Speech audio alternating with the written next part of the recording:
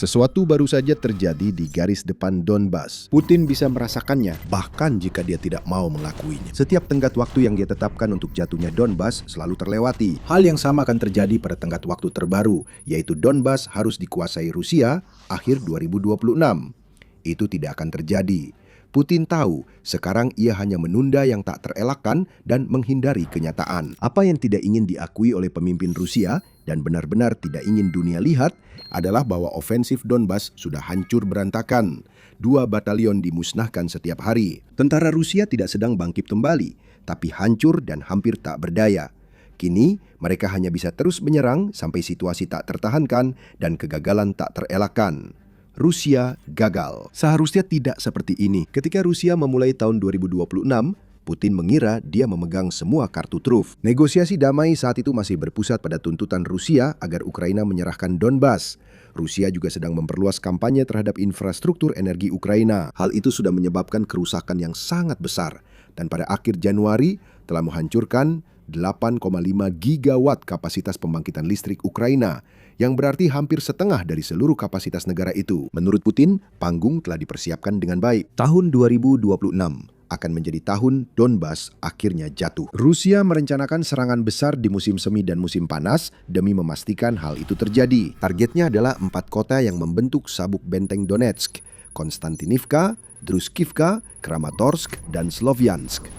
Satu persatu, kota-kota itu akan jatuh. Prajurit Ukraina akan menjadi korban kelelahan mereka sendiri yang diperparah dengan lini belakang yang lumpuh sehingga menghambat pasokan ulang dan rotasi. Pertama, Konstantinivka akan runtuh, lalu sisanya loncat ke akhir Juli 2026. Dan kenyataannya sangat berbeda dari apa yang dibayangkan Putin. Keempat kota sabuk benteng itu masih berdiri. Memang Rusia mengklaim telah menduduki Konstantinivka. Putin sendiri yang membuat pernyataan itu, namun langsung dibantah oleh para jenderal Ukraina. Faktanya, Rusia hanya berhasil menyusukan beberapa tentaranya ke kota, menciptakan zona abu-abu, di mana tidak ada yang memegang kendali penuh. Itu bukan pendudukan, tapi kegagalan yang disamarkan sebagai keberhasilan. Seperti yang dikatakan oleh Katerina Stepanenko, pemimpin tim Rusia di Institute for the Study of War atau ISW, ini adalah infiltrasi, bukan kemajuan.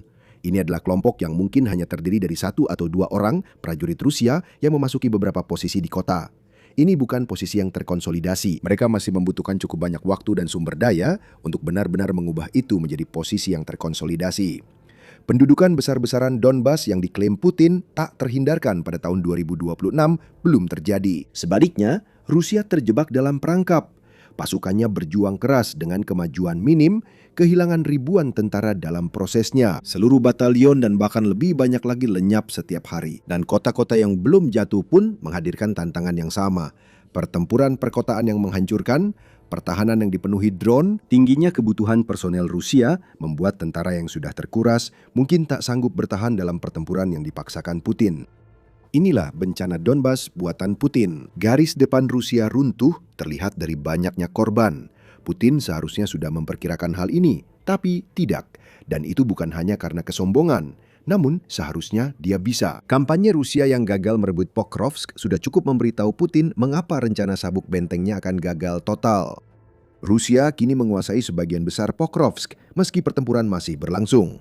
Butuh bertahun-tahun bagi Rusia untuk merebut kota ini, yang meski penting, jauh lebih kecil dari 4 pemukiman sabuk benteng yang kini menghalangi Rusia. Angka pasti korban jiwa sulit didapatkan, meskipun analis militer dan mantan anggota US Navy SEAL, Chuck Ferrar, memperkirakan jumlah tentara Rusia yang menjadi korban di kota itu berada di kisaran 250.000 orang. Itu adalah petunjuk besar bagi Putin, biar tidak memperhatikan. Sekarang, masalah Rusia di Donetsk sudah jelas. 4 kota sabuk benteng di depan pasukan Rusia lebih besar, lebih berbahaya, dan pertahanannya bahkan lebih kuat daripada Pokrovsk sebelumnya. Hal serupa terjadi di wilayah antara Pokrovsk dan sabuk benteng. Gagal merebut Pokrovsk dengan cepat memberi Ukraina waktu membangun benteng di belakang kota. Pasukan Rusia masih harus melewati banyak rintangan untuk mencapai garis depan sabuk benteng. Ferrara memperkirakan 200.000 korban untuk masing-masing dari 4 kota sabuk benteng dan menyebutnya sangat konservatif. Jauh lebih mungkin bahwa Putin akan mengorbankan 1 juta lagi tentara Rusia sebelum dia bisa mengklaim Donetsk dan secara tidak langsung Donbas. Rusia tak bisa menghindari kerugian karena tak mampu menyerang sabuk benteng dari semua sisi. setiap kota harus dihadapi satu persatu, mulai dari Konstantinivka. Hal serupa di belakang Pokrovsk juga terjadi di 3 kota lain. Saat Konstantinivka bertahan dan Rusia kehilangan puluhan ribu tentara, Ukraina menyiapkan kota-kota berikutnya. Mesin pembantai besar telah tercipta di Donbas dan Putin tampak hanya memasukkan prajurit ke dalamnya seperti sapi siap sembelih. Saat ini Rusia kehilangan 2 batalion per hari dalam upayanya di Donetsk. Setidaknya, Museum Angkatan Darat Nasional Inggris menyebut 1 batalion biasanya berisi 500-1.000 tentara. Angka korban harian Rusia menunjukkan masalah besar Putin di Donbas sekarang. Mari kita lihat. 24 jam menjelang 30 Juli, Rusia kehilangan 1.360 tentara dalam 1 hari, yang setara dengan sekitar 1,5 hingga hampir 3 batalion, tergantung jumlahnya. Mari kita perluas cakupan. Juni adalah bulan yang buruk bagi Rusia, memecahkan rekor pada tahun 2026 dalam hal jumlah korban, karena Ukraina menyebabkan 39.490 korban jiwa di pihak Rusia selama bulan tersebut. Bagi angka itu, dengan 30, Anda akan mendapat rata-rata 1.316 korban per hari. Kehilangan sekitar 2 batalion per hari di Donbas sudah biasa bagi Rusia. Prosedur standar kampanye Donbas yang terus terhuyung dari satu bencana ke bencana lain. Serangan musim semi di Donetsk gagal total. Pada akhir musim yang seharusnya bisa merebut setidaknya sebagian dari sabuk benteng, pasukan Rusia hampir tidak membuat kemajuan apapun. Mereka malah mundur. Di wilayah lain Ukraina seperti Dnipropetrovsk dan Zaporizhia, serangan balasan Ukraina membebaskan ratusan kilometer persegi wilayah. Seperti yang disampaikan Ivan Timochko, Kepala Dewan Reservis Pasukan Darat Ukraina, mereka bilang Putin akan habis-habisan, Donetsk harus diserahkan karena Rusia akan menembus pertahanan hingga dekat Kiev. Sekarang, kampanye musim semi yang gagal. Kita sudah 2 bulan menjalani kampanye musim panas ini dan tahu pada akhir Agustus akan menyampaikan pesan yang sama. Seperti kampanye musim semi, kampanye musim panas Putin di Donbas juga akan gagal. Bagaimanapun juga, kampanye gabungan ini, termasuk selama 2 bulan pertama tahun 2026, sejauh ini tidak banyak memberi hasil bagi Rusia. ISW belum mengungkapkan hal itu dalam penilaian mereka pada 22 Juli tentang kampanye ofensif Rusia. Pada titik itu di tahun tersebut, ISW menilai bahwa pasukan Rusia hanya berhasil merebut total bersih 81,1 km persegi wilayah Ukraina pada tahun 2026.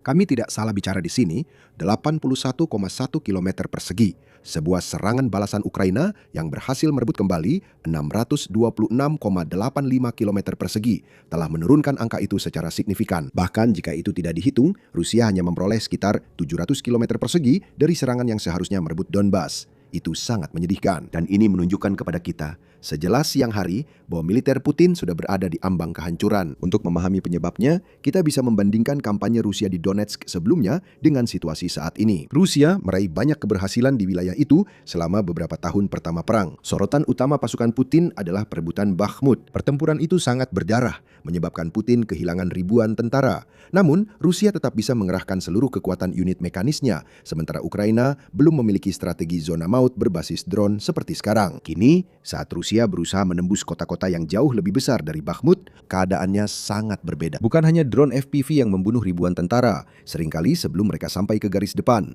Kampanye Ukraina terhadap logistik Rusia di area belakang dekat garis depan dengan bantuan drone, serangan jarak menengah generasi baru, upaya Rusia merebut Donetsk benar-benar terhambat. Saat pasukan Putin menyerang Bakhmut dan selama sebagian besar kampanye melawan Pokrovsk, tentara tidak mengalami krisis bahan bakar. Mereka punya kendaraan lapis baja dan dapat menggunakannya. Dengan kendaraan pengangkut pasukan dan logistik melintasi garis depan. Sekarang Rusia harus menghadapi kenyataan bahwa 10 kilang minyak terbesarnya semuanya rusak. Dengan Ferrar mengklaim bahwa kilang-kilang ini telah mengalami penurunan produksi bahan bakar gabungan sebesar 65%. Hal seperti itu sangat berdampak di medan perang. Prajurit yang tadinya menyerbu naik kendaraan kini harus berjalan kaki sehingga mudah jadi target drone. Rusia kini tak mampu lagi melakukan serangan mekanis besar sehingga mengandalkan penyusup untuk menciptakan zona abu-abu, membuat kemajuan mereka jauh lebih lambat dari sebelumnya.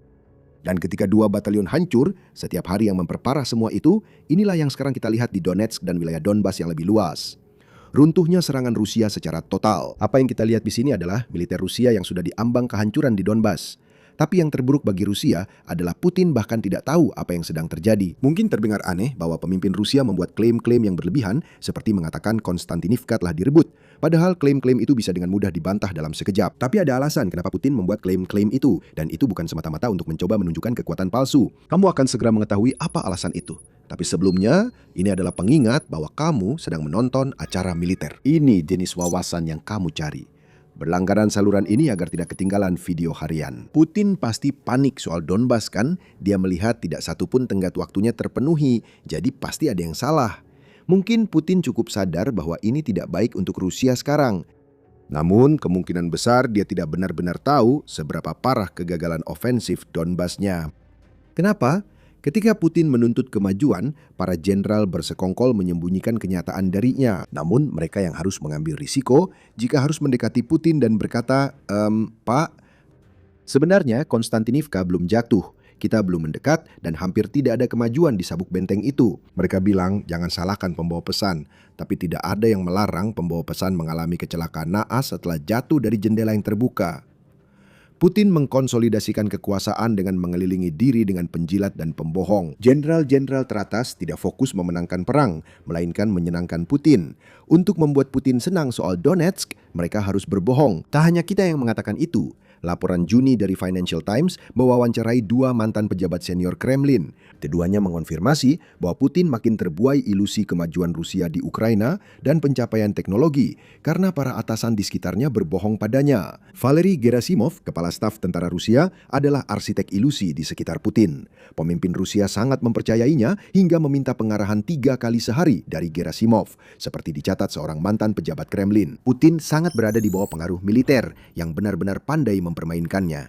Dia menyadari hal itu, tetapi dia benar-benar mempercayai mereka dan membiarkan mereka melakukannya. Delusi inilah yang membuat Putin membuat klaim-klaim yang mengada-ada, seperti yang terkait dengan Konstantinivka, atau pernyataannya bahwa tentara Rusia tidak perlu khawatir kehilangan akses ke Starlink. Rusia memiliki sesuatu yang setara, bahkan mungkin lebih unggul dalam beberapa hal, yaitu proyek internet satelit Rasvet. Proyek itu meluncurkan 16 satelit pertamanya pada Maret 2026 dan bahkan belum beroperasi. Starlink memiliki lebih dari 10.200 satelit. Di dunia mana Rasvet sebanding dengan Starlink? Dunia milik Putin, mungkin karena para penjilatnya bilang Rasvet akan sehebat Starlink. Inilah masalah besar Putin. Meski sering bicara soal Donbas, dia tak tahu apa yang sebenarnya terjadi pada Rusia di garis depan. Karena itu, Putin sering melebih-lebihkan potensi Rusia dan peluang menang di Ukraina. Meski dia mengaku memantau info dari berbagai sumber, termasuk komunitas blogger militer Rusia, Putin sebenarnya hanya benar-benar mendengarkan orang-orang terdekatnya saja. Mungkin bukan orang yang dia percayai, tapi yang bisa dia kendalikan dan akan mengatakan apa yang ingin dia dengar. Seperti Gerasimov. Saat dia makin tenggelam dalam delusi, militer Rusia mulai hancur, tak hanya di garis depan. Mesin perang Putin hancur dari dalam akibat serangan jarak jauh oleh operator drone Ukraina. Kami sudah membahas kilang minyak Rusia dan masalah bahan bakar yang dirasakan di garis depan Donetsk. Masalah ini melampaui satu sektor medan perang saja. Ada kekurangan bahan bakar di seluruh garis depan dan bahkan di dalam Rusia sendiri karena Ukraina telah melumpuhkan infrastruktur energi Rusia. Kilang-kilang minyak diserang mulai dari wilayah perbatasan hingga jauh ke dalam Rusia seperti Omsk yang terletak di Siberia. Drone-drone Ukraina harus menempuh jarak lebih dari 2.500 km untuk serangan itu, yang menunjukkan kepada kita bahwa Ukraina sekarang berada pada titik di mana mereka dapat menyerang hampir semua target di Rusia yang secara strategis layak dan mereka pilih. Ukraina juga secara rutin menyerang depot minyak, mencegah pengangkutan bahan bakar. Ukraina mengisolasi Crimea lewat serangan ke truk bahan bakar di wilayah pendudukan, serta kapal armada bayangan di Laut Azov dan Laut Hitam. Pada 9 Juli, Pravda melaporkan bahwa Ukraina telah melumpuhkan hingga 40% dari total kapasitas penyulingan Rusia jika menghitung kilang baik yang termasuk maupun di luar 10 besar yang disebutkan oleh Ferrar. Ukraina juga mulai menyerang jaringan logistik di dalam Rusia sendiri seperti yang telah kita lihat dari serangannya terhadap Wildberries. Lebih dari 15% gudang perusahaan itu telah dihancurkan hingga 30 Juli. Menurut laporan UNN, ini adalah cara Ukraina menyakiti rakyat Rusia dan membalas perusahaan yang menjual perlengkapan militer dan drone ke tentara Putin. Kemarahan meluas di Rusia. Orang bertengkar di jalan karena tak bisa beli bahan bakar, jadi Anda bisa bayangkan ketegangan di garis depan. Foto-foto kampanye pemblokiran logistik Ukraina, di mana mereka menghujani konvoi Rusia dengan drone serang jarak menengah, menunjukkan alasan pasukan Rusia di garis depan kini kekurangan perlengkapan. Sulit berperang jika bahan bakar, makanan, dan perlengkapan hancur sebelum sampai tujuan. Semua masalah ini dialami Rusia sekaligus. Inisiatif apapun yang menurut Putin dia miliki di Donbas pada awal tahun 2026 kini telah lenyap. Biaya terus membengkak, baik dari segi miliaran dolar yang dihabiskan maupun darah yang tertumpah di Donetsk. Kerugian Rusia kini begitu besar, sehingga sekitar 27.000 relawan yang direkrut setiap bulan pun tidak dapat menutupinya. Ukraina juga semakin efisien. Mereka membangun drone dalam jumlah jutaan dengan 500.000 drone serang FPV diproduksi setiap bulannya. Banyaknya drone ini menjadi salah satu alasan utama mengapa Rusia kini mengalami 8 korban untuk setiap 1 korban luka atau tewas dari Ukraina, menurut Pusat Studi Strategis dan Internasional. Satu hal yang pasti, Putin harus mengubah sesuatu, tapi dia tidak akan melakukannya. Meski realitas di sekitarnya telah ia distorsi, pemimpin Rusia itu sadar ada yang salah di Donbas. Satu-satunya harapan yang bisa ia gantungkan sekarang adalah bahwa Barat akan berhenti mendukung Ukraina, atau Ukraina akan secara mendasar mengubah apa yang mereka lakukan untuk menetralkan begitu banyak serangan Rusia. Keduanya tampaknya kecil kemungkinan akan terjadi. Alih-alih bekerja sama dengan komandan yang menciptakan perubahan, Putin menolak mengubah sistem korup yang telah ia bangun karena selama ini selalu menguntungkannya. Namun, kegagalan militer Rusia tak bisa diabaikan. Sekalipun dia tampaknya tahu sangat sedikit, Putin setidaknya cukup paham untuk menyadari bahwa kampanye yang ia klaim akan selesai dalam hitungan hari kini telah berlangsung hampir setengah dekade, menempatkannya dalam bahaya. Paranoia menggantikan kebijakan. Pemimpin Rusia kini lebih sering bersembunyi di bunker, menghindari siapapun yang ingin menggulingkannya akibat kegagalan Rusia di Donetsk dan tempat lain. Keamanan pribadi Putin diperketat pada 2026 ketika ia menyerahkan lebih banyak kekuasaan ke FSB Rusia. Orang yang bekerja dengan Putin seperti koki dan pengawalnya kini dilarang naik transportasi umum dan hanya boleh pakai ponsel tanpa internet. Setiap tamu Putin harus melewati 2 pemeriksaan demi keamanan, menurut CNN. Semua yang dilakukan Putin di sini hanyalah mengisolasi dirinya dari bencana yang telah ia ciptakan. Tidak ada satupun dari ini yang akan mengubah apa yang terjadi di Donbas. Bahkan, situasi di sana justru akan semakin memburuk. Siapapun yang mungkin punya keberanian untuk menyampaikan kebenaran kepada Putin tidak akan bisa melewati lapisan-lapisan keamanan itu. Mereka akan dihentikan saat preman Putin sadar mereka akan mengatakan hal yang bisa membuat marah pria yang begitu terobsesi pada kendali hingga menolak melihat kenyataan. Sedangkan untuk Donetsk, wilayah itu tidak akan jatuh di bawah pengaruh Putin pada akhir tahun 2026 atau pada akhir tahun 2027 maupun 2028. Dengan kemajuan Rusia saat ini, pasukan Putin diperkirakan butuh 14 tahun untuk merebut Donetsk, menurut Al Jazeera. Jika itu bukan tanda gagalnya serangan yang seharusnya menyerahkan Donbas ke Putin akhir Agustus, kami tidak tahu apa lagi. Apa yang disebut operasi militer khusus Putin di Ukraina telah berlangsung secara biadab, brutal, dan mematikan. Jelas bagi Ukraina dan rakyat Rusia tidak bisa lepas dari taktik era Soviet yang menjadikan prajurit sebagai umpan meriam demi tujuan lebih besar. Rusia telah mengorbankan 1,44 juta prajurit dan jumlahnya terus bertambah dan kemungkinan besar jumlah itu akan melewati angka 1,5 juta pada akhir tahun 2026. Perang Putin telah membawa dampak besar bagi Rusia. Putin kini merencanakan sesuatu yang akan menghancurkan seluruh negeri. Sedang direncanakan sebuah pengorbanan yang begitu kelam hingga bahkan Stalin pun akan berpaling. 500.000 orang Rusia baru saja diberi peringatan saat Putin bersiap untuk melakukan langkah paling mengerikan yang pernah dia lakukan sejauh ini dalam perang Ukraina. Pada 27 Juli, Presiden Ukraina Volodymyr Zelensky menyampaikan peringatan bahwa Rusia sedang bersiap untuk memberlakukan wajib militer secara paksa bagi hingga 500.000 orang. Semua itu juga agar Putin dapat mempertahankan perang yang sudah gagal mencapai setiap tujuan yang ia tetapkan sejak tahun 2022.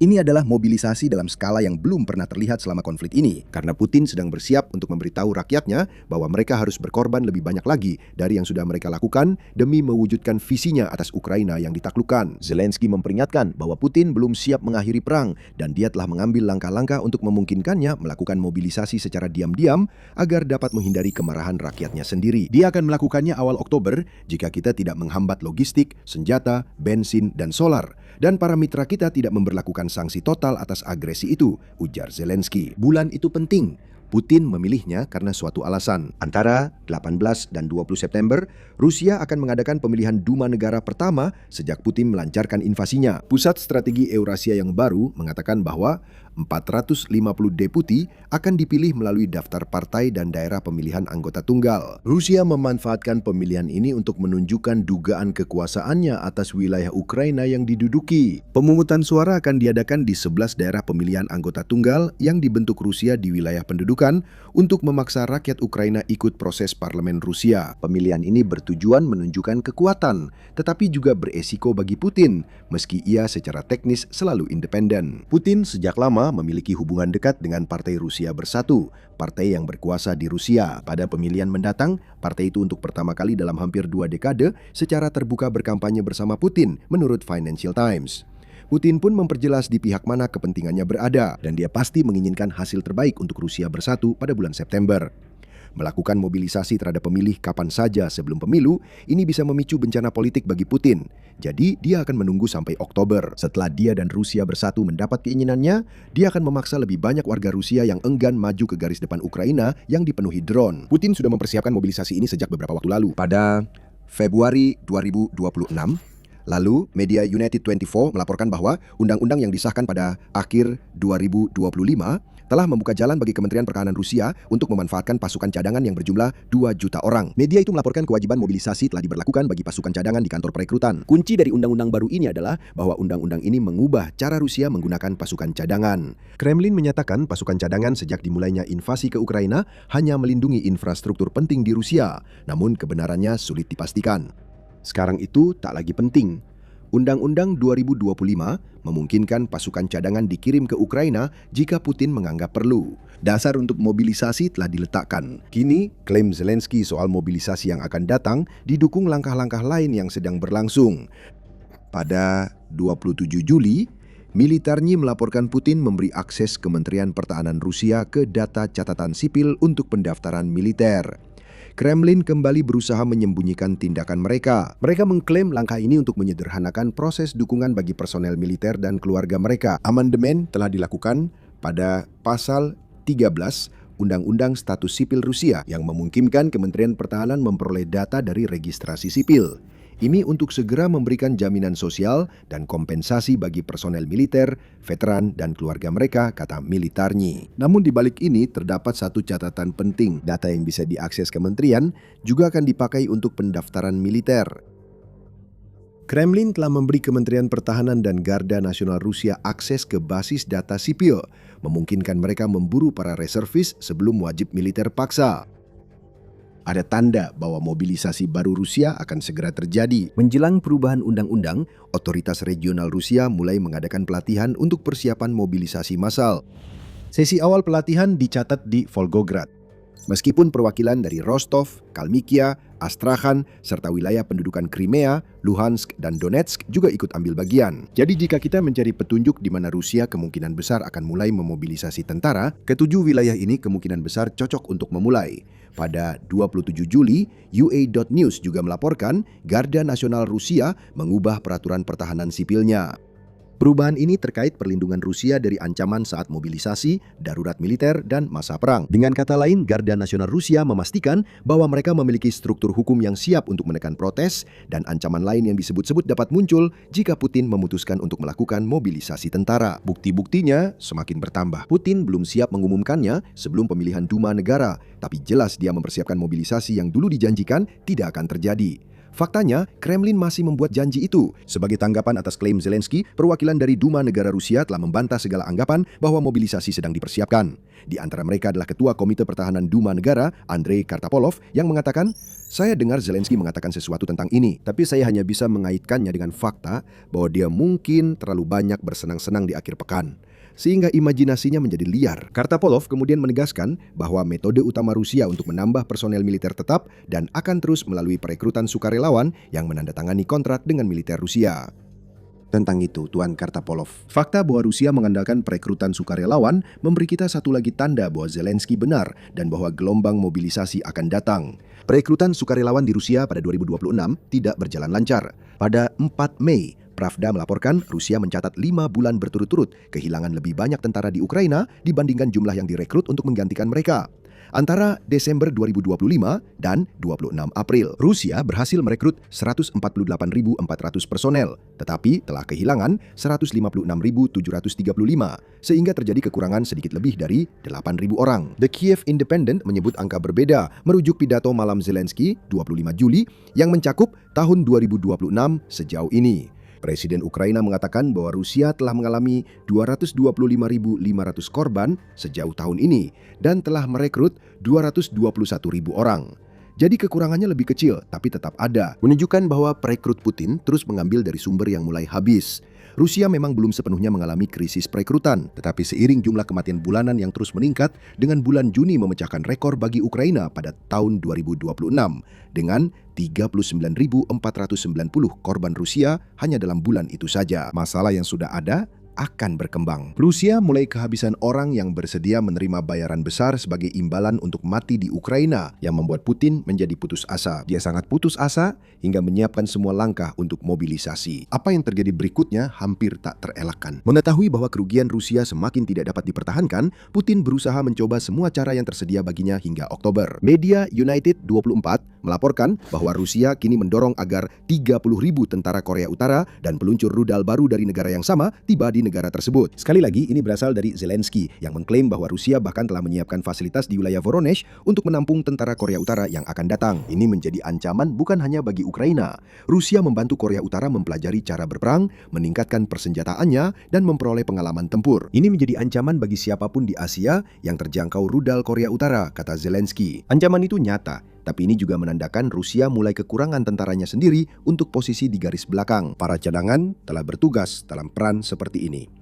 Mungkin ada tanda lain bahwa cadangan-cadangan itu akan dikirim ke garis depan. Kiev Post menambahkan, Rusia memperluas perekrutan dari penjara lewat rancangan undang-undang baru yang menambah jumlah orang yang bisa direkrut ke dalam tentara. Rusia kini sangat putus asa hingga siap merekrut narapidana kejahatan terorganisir dan pelanggaran rahasia negara, menambah kelompok pembunuh, pemerkosa, dan pecandu narkoba yang sudah mereka kirim dari penjara ke Ukraina. Mengirim pelaku penyalahgunaan rahasia negara tampak cerdas. Pasti tidak ada kemungkinan Ukraina bisa memanfaatkan orang-orang ini dan membuat mereka berbalik melawan Rusia. Semua ini tidak akan cukup. 30.000 tentara Korea Utara setara dengan kerugian Rusia dalam sebulan. Merekrut dari penjara adalah taktik yang sudah dilakukan. Menambah jenis penjahat baru ke daftar itu tak banyak berpengaruh pada jumlah personel Rusia seperti yang dibutuhkan Putin.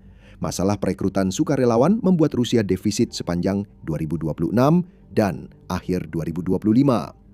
Mobilisasi harus dilakukan cepat atau lambat. Putin bersiap melakukan tindakan destruktif terhadap rakyatnya. Namun, seberapa besar dampaknya?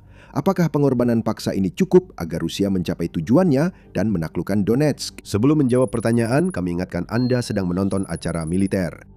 Belum berlangganan dan mengaktifkan notifikasi? Tekan tombolnya sekarang, lalu lanjutkan menonton video ini. Mobilisasi Rusia yang akan datang akan memiliki dua dampak utama. Ini akan mengubah situasi di garis depan dan menyebabkan masalah besar di dalam Rusia. Dimulai dari garis depan, Ukraina paham betul bahwa masuknya 500.000 tentara adalah kabar buruk. Seluruh strategi Ukraina pada tahap perang ini adalah menguras pasukan dan peralatan Rusia habis-habisan, sehingga Putin terpaksa bernegosiasi untuk perdamaian karena kerugiannya sudah sangat parah. Kita bisa melihat hal itu dalam semua tindakan yang dilakukan Ukraina. Zona maut yang luas menyebabkan korban jiwa dalam skala besar. Serangan di dalam Rusia merusak ekonomi Putin dan mesin perangnya dari dalam. Dengan drone jarak menengah, Ukraina menghancurkan logistik Rusia dan membuka peluang serangan balasan. Jika Rusia mengirim 500.000 tentara ke Ukraina, strategi itu tetap berlaku. Namun, strategi itu kini lebih sulit dijalankan karena Rusia dapat menutup celah di garis depan, memperkuat pertahanan, dan mengirim lebih banyak pasukan ke benteng Ukraina. Jika berhasil seperti harapan Putin, ini bisa mempercepat penaklukan kota-kota di sabuk benteng Donetsk. Namun, Rusia punya masalah yang dijelaskan oleh Zelensky. Meningkatkan jumlah dengan merekrut paksa 500.000 tentara terdengar hebat di atas kertas bagi Putin. Namun, masalah operasional besar akan muncul. Banyak di antaranya terkait dengan infrastruktur yang harus dimiliki Rusia agar para wajib militer ini bisa efektif. Zelensky mengatakan dia tak bisa menyiapkan orang-orang ini dengan cepat. Ini berarti dia akan mengirim orang yang kurang siap ke medan perang, sehingga menyebabkan kerugian besar.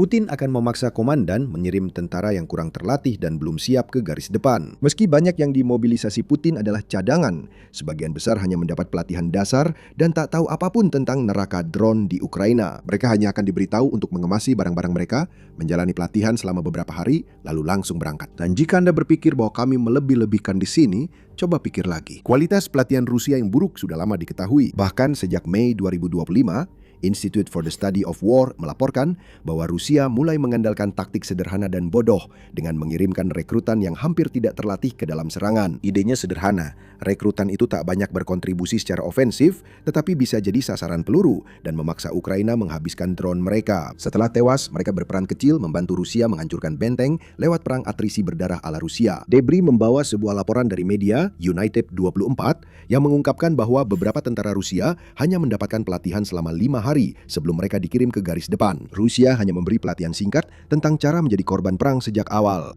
Jika hingga 500.000 tentara tiba-tiba harus dipersiapkan untuk perang, tempat pelatihan yang sudah kewalahan tidak akan mampu menangani. Orang-orang yang dimobilisasi akan beruntung jika mendapat pelatihan beberapa hari saja, seperti yang diterima para rekrutan saat ini. Putin tentu saja tidak peduli. Bagi dia, orang-orang yang dimobilisasi itu bahkan nyaris tidak dianggap manusia. Mereka hanya umpan meriam untuk menyerang pertahanan Ukraina dengan mengorbankan tubuh manusia. Kematian dan luka-luka tidak penting bagi Putin. Begitu juga dengan pengorbanan yang dilakukan oleh para tentara dan keluarga mereka di tanah air. Satu-satunya hal yang penting bagi Putin adalah dia bisa menggunakan rakyat Rusia untuk mengamankan warisannya sebagai salah satu pemimpin besar Rusia di masa perang. Namun, Putin seharusnya memperhatikan dampak pengorbanan yang ia tuntut. Sebesar apapun efek mobilisasi di garis depan, dampaknya terhadap Rusia bisa cukup untuk mengakhiri kekuasaan Putin. Mari kita kembali ke September 2022. Setelah operasi militer khusus benar-benar gagal menggulingkan Ukraina secepat yang diklaim Putin, Rusia menghadapi masalah besar. Ukraina melawan dengan sangat keras. Prajurit yang telah dikerahkan untuk invasi itu tidak akan cukup. Artinya, militer Rusia membutuhkan tambahan pasukan baru. Mobilisasi parsial adalah solusi yang dipilih Putin. Laporan menyebut Rusia mengaktifkan 300.000 cadangan saat mobilisasi parsial, dan banyak masalah yang diperkirakan Zelensky untuk putaran kedua benar-benar terjadi. Proses mengidentifikasi, melatih, dan mengevaluasi orang yang masuk Ukraina memakan waktu lama karena birokrasi rumit yang kini coba dipangkas Rusia lewat undang-undang barunya. Namun yang lebih mengkhawatirkan bagi Putin adalah respons rakyat Rusia. Putaran awal mobilisasi terjadi saat dukungan untuk invasi ke Ukraina dan Putin masih tinggi. Dan bahkan saat itu, September 2022 memicu protes di seluruh Rusia. Dan menurut Newsweek, menyebabkan puluhan ribu warga Rusia melarikan diri dari negara mereka sendiri untuk menghindari wajib militer. Kini, hampir 4 tahun berlalu, Putin tampaknya berencana mengulang hal yang sama, tetapi dalam skala lebih besar. Namun dia merencanakan itu ketika dukungan terhadap perang di Rusia dan popularitasnya menurun. Warga Rusia merasa frustrasi dengan keadaan perang Ukraina saat ini, dan kita bisa melihat seberapa frustrasinya mereka melalui jajak pendapat. Dalam sebuah laporan, tanggal 1 Juli, TVP World melaporkan survei Institut Konfliktologi dan Analisis Rusia dari Ukraina yang mengungkapkan 81% warga Rusia ingin perang Ukraina segera berakhir. Survei yang sama juga menemukan bahwa 73% dari 1.600 orang yang diwawancarai menolak gelombang mobilisasi kedua. Tingkat persetujuan terhadap Putin juga semakin menurun. Pada 20 Juli, United 24 Media melaporkan hasil terbaru dari jajak pendapat Pusat Riset Opini Publik Rusia. Pusat tersebut yang berpihak pada Kremlin dan melakukan segala cara untuk memanipulasi angkanya demi Putin menemukan bahwa hanya 65,1% warga Rusia yang menyetujui kinerja Putin. Itu adalah titik terendah tahun 2026 dan menandakan rakyat Rusia mulai lelah dengan perang. Walau 65,1% tampak tinggi, perlu diingat angka ini dari lembaga survei yang dikendalikan Kremlin. Dan banyak orang di Rusia enggan menyatakan ketidaksetujuan karena takut akan didatangi polisi rahasia Rusia. Bagi pemimpin dunia manapun, tingkat persetujuan 65,1% adalah angka yang sangat bagus. Bagi Putin, yang merupakan seorang diktator yang menjalankan negara polisi, ini adalah tanda besar bahwa ia telah menjadi tidak populer. Putin berencana melemparkan korek api ke tong mesiu dengan mobilisasi baru. Ekonomi Rusia mulai runtuh. Defisit anggaran negara hampir 77 miliar dolar. Membuat Kremlin harus meminjam ke bank sentral untuk menutupi pengeluaran perang Putin yang besar-besaran. Kekurangan tenaga kerja di negara itu mencapai rekor tertinggi menurut laporan media United 24 pada 5 Juni. Hal ini menyulitkan menarik investasi asing karena tak ada jaminan Rusia dapat menyediakan tenaga kerja yang dibutuhkan bisnis. Kini, Putin ingin merekrut hingga 500.000 warga Rusia ke Ukraina yang akan jadi pengorbanan yang kelewat besar bagi Rusia. Ini adalah langkah yang pasti akan jadi bumerang bagi Putin. Ada alasan kenapa Undang-Undang Garda Nasional direvisi dan pelatihan diadakan agar wilayah Rusia siap mobilisasi. Semua itu tak ada kaitannya dengan proses mobilisasi itu sendiri. Putin dan kroninya tahu mobilisasi akan memicu protes, eksodus pasukan cadangan Rusia, dan ketidakpuasan baru yang lebih besar dari September. Rakyat Rusia sudah lelah dengan perang Putin. Mereka lelah melihat anggota keluarga mereka mati dan harus bertahan dengan ekonomi yang rusak, jalur pasokan bahan bakar lumpuh, dan serangan drone Ukraina terus-menerus yang tampaknya tak mampu Putin tangkal demi melindungi mereka. Mobilisasi akan menjadi bunuh diri politik bagi Putin. Menunggu hingga setelah pemilihan Duma negara tidak akan mengubah fakta itu.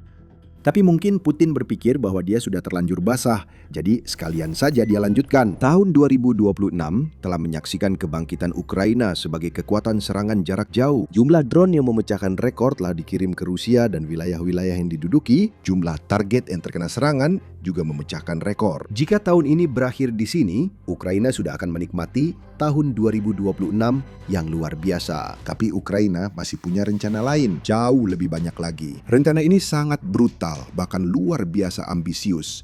Jika Ukraina berhasil, bro, ini bakal besar sekali. Daftarnya sudah dibuat, pekerjaan Ukraina sedang berlangsung.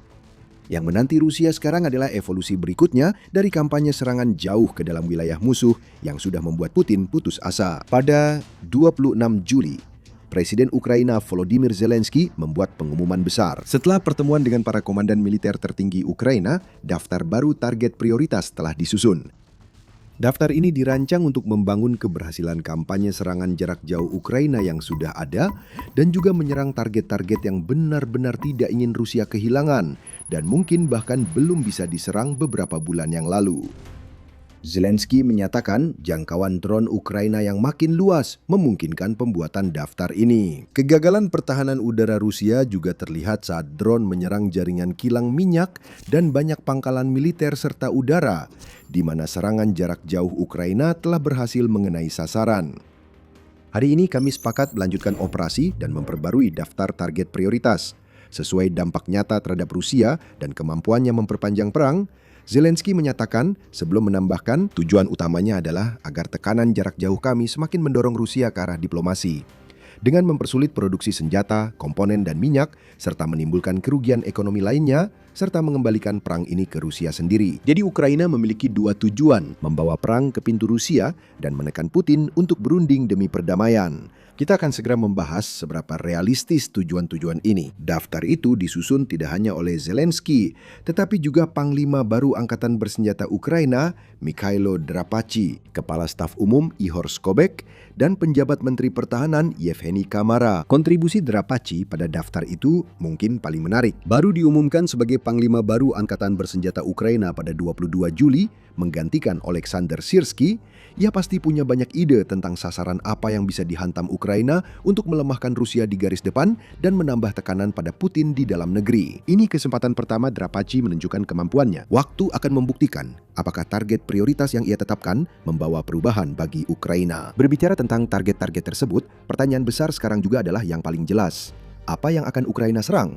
Disinilah semuanya menjadi agak samar. Zelensky dan rekan-rekannya belum mengungkapkan apa saja yang ada di daftar itu. Itu seharusnya tidak mengejutkan. Memberitahu Rusia bahwa Ukraina berencana menyerang target tertentu hanya memberi Kremlin kesempatan untuk menempatkan sebanyak mungkin sistem pertahanan udara di target tersebut. Bisa dikatakan Ukraina punya peluang untuk membeberkan daftar palsu, memaksa Rusia mengalihkan pertahanan udara dari sasaran yang sebenarnya. Tapi mungkin Ukraina percaya bahwa itu adalah langkah yang terlalu berisiko, lebih baik merahasiakan hingga drone terbang dan api menyala. Namun, kita mungkin memiliki beberapa indikator tentang apa yang ingin diserang Ukraina berdasarkan apa yang sudah mereka serang pada tahun 2026.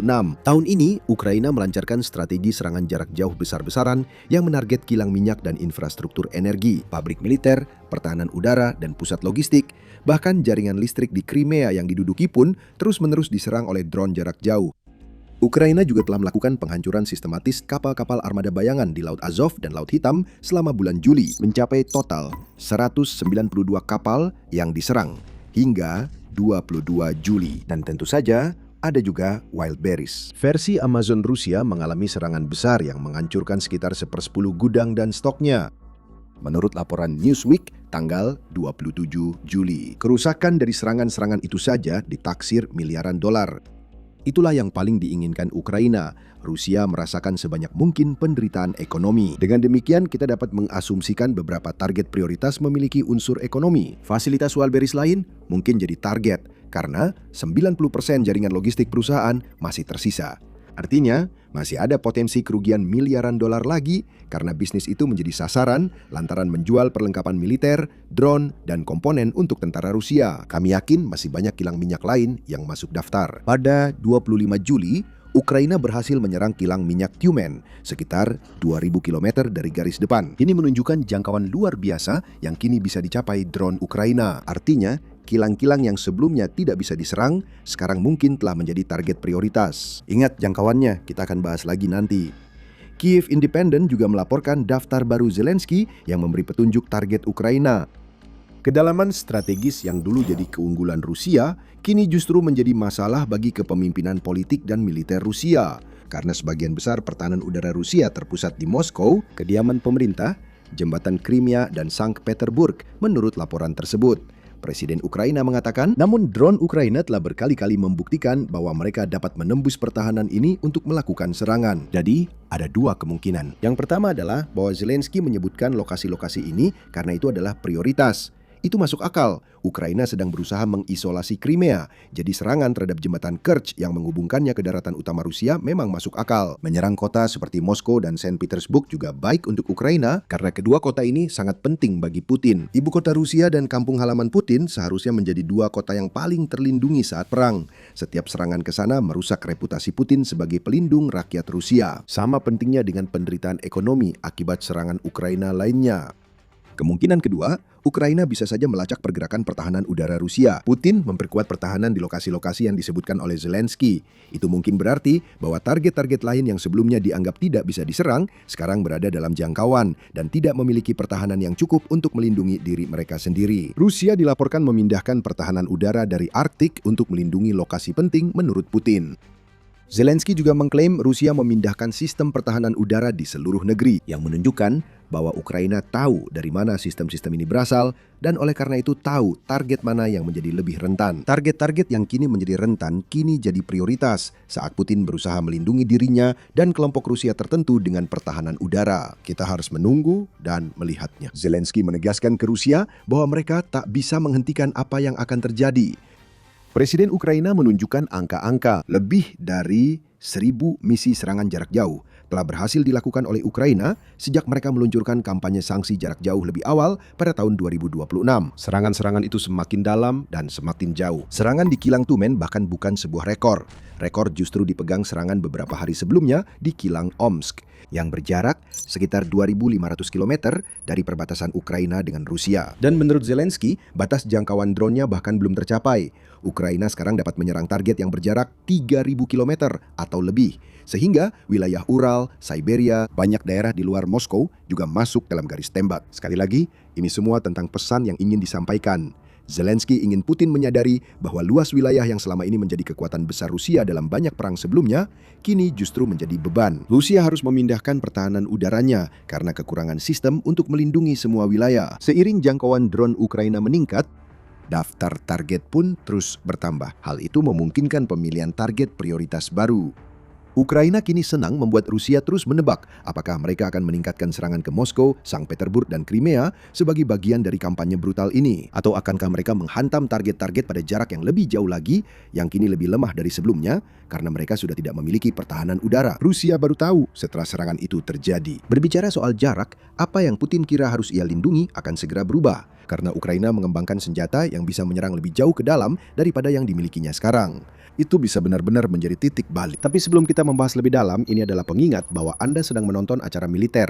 Jika Anda belum berlangganan, sekarang adalah waktu yang tepat untuk menekan tombol dan mengaktifkan notifikasi agar Anda menjadi yang pertama melihat apa yang akan kami hadirkan selanjutnya di channel ini. Ukraina telah membuktikan bahwa mereka bisa menyerang target hingga 3.000 km jauhnya.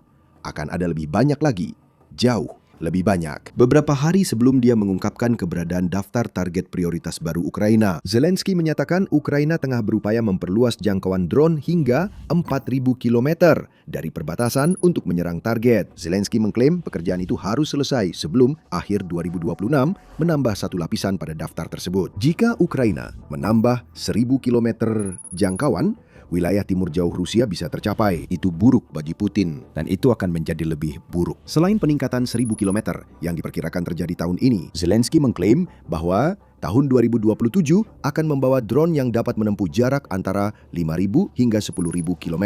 Presiden Ukraina tidak menjelaskan banyak hal dan sengaja berhati-hati soal detailnya.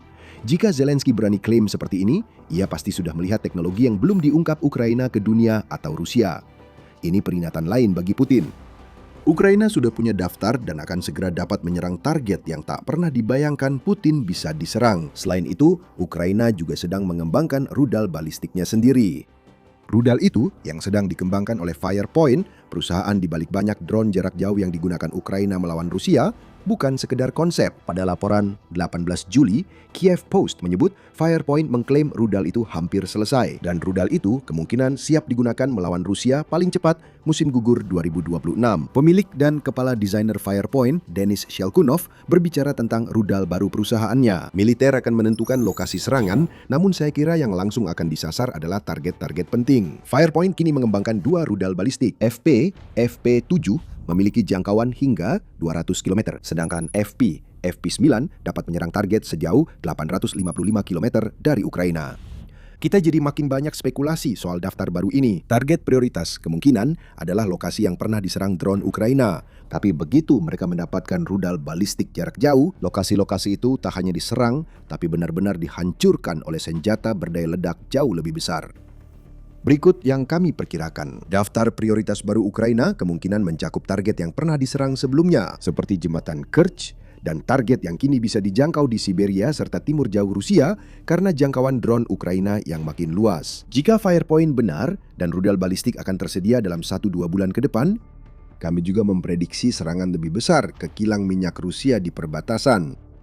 Khususnya yang sistem pertahanan udaranya mungkin sudah dipindahkan ke Moskow. Ukraina kini memiliki persenjataan dengan jangkauan dan kekuatan beragam. Itu membuat Putin berada dalam posisi tertekan. Ukraina bisa menyerang hampir apa saja yang diinginkannya, dan Zelensky ingin Putin tahu itu karena pada akhirnya pengumuman daftar target prioritas itu hanya tentang satu hal: memaksa Putin bernegosiasi. Zelensky juga menyampaikan hal serupa pada kutipan pembuka video ini dan memperjelas keinginan Ukraina di posting Telegram yang sama. Kami telah ajukan semua usulan yang diperlukan kepada kepemimpinan politik Rusia untuk mengakhiri perang dengan perdamaian yang layak. Semua mitra tahu apa yang dibutuhkan. Akurasi kami efektif menciptakan kondisi bagi diplomasi nyata, kata Zelensky. Dengan kata lain, Ukraina telah melihat situasinya dan membalikkan keadaan. Rusia seharusnya memakai serangan jarak jauh untuk menekan Ukraina menyerah. Selama bertahun-tahun, Rusia dapat melakukannya karena Ukraina tak punya ancaman jarak jauh sebanding milik Rusia. Sekarang Ukraina memiliki ancaman jarak jauh itu, bahkan lebih. Itu berarti Ukraina bisa menjadi pihak yang menekan dan mencoba memaksa Putin untuk bernegosiasi. The Telegraph dan The Economist menyatakan tujuan akhir Ukraina adalah memaksa Putin meminta perdamaian. Yang pertama menunjuk pada serangan mendalam dan kampanye penguncian logistik Ukraina di wilayah pendudukan sebagai cara Ukraina menghantam militer Rusia untuk memaksa Putin bernegosiasi. Serangan-serangan itu terjadi saat kemajuan Rusia di Ukraina mandek sampai pada titik di mana tahun 2026 berpeluang menjadi tahun terburuk Rusia di Ukraina. Setiap kemajuan Rusia saat ini sangat mahal dan lambat didapatkan. Semua harus dibayar dengan ribuan tentara. Setiap hari, semakin banyak mesin perang Rusia hancur, termasuk kilang minyak dan target di Rusia, serta titik logistik di wilayah pendudukan. Majalah The Economist melangkah lebih jauh, menyatakan bahwa Ukraina secara terang-terangan mencoba mengancam Putin agar mau melakukan pembicaraan damai. Kami pun setuju, daftar baru Ukraina adalah ancaman yang sangat jelas, seperti ancaman lain manapun yang pernah kami lihat dari negara itu. Dan ini adalah ancaman yang didukung oleh semua keberhasilan serangan jarak jauh yang telah dicapai Ukraina sepanjang tahun 2026 sejauh ini. Ancaman Tuan Zelensky bukan ancaman kosong. Ukraina membombardir kilang minyak di Rusia, memaksa penjatan bensin di lebih dari selusin wilayah. Serangan ke jalan, jembatan, kilang minyak, dan feri ke Crimea membuat semenanjung yang dianeksasi Rusia itu kehabisan pasokan yang menjadi markas kelompok militer besar sehingga mereka kekurangan fasilitas operasi, kata media itu. Ukraina tahu sebagian besar warga Rusia ingin menghindari penderitaan tambahan yang sudah mereka alami. Karena itu, mereka mengumumkan daftar barunya. Tapi Putin bukan seluruh Rusia dan itu bisa jadi masalah. Strategi Ukraina untuk memaksa Putin ke meja perundingan mungkin tidak berhasil karena Putin sudah terlalu dalam menggali lubang dengan invasinya ke Ukraina sehingga dia tahu dia akan terkubur di lubang itu jika dia menyerah dengan cara apapun. Kita melihatnya melalui retorika terbaru Rusia soal pembicaraan damai. Pada awal Juli, Financial Times melaporkan sumber dekat Putin menyatakan dia kecil kemungkinan akan terlibat dalam pembicaraan damai yang bermakna hingga setidaknya Februari 2027. Bagi pihak Rusia, hasil yang diinginkan tetap saja agar Amerika menyerahkan Ukraina kepada kami.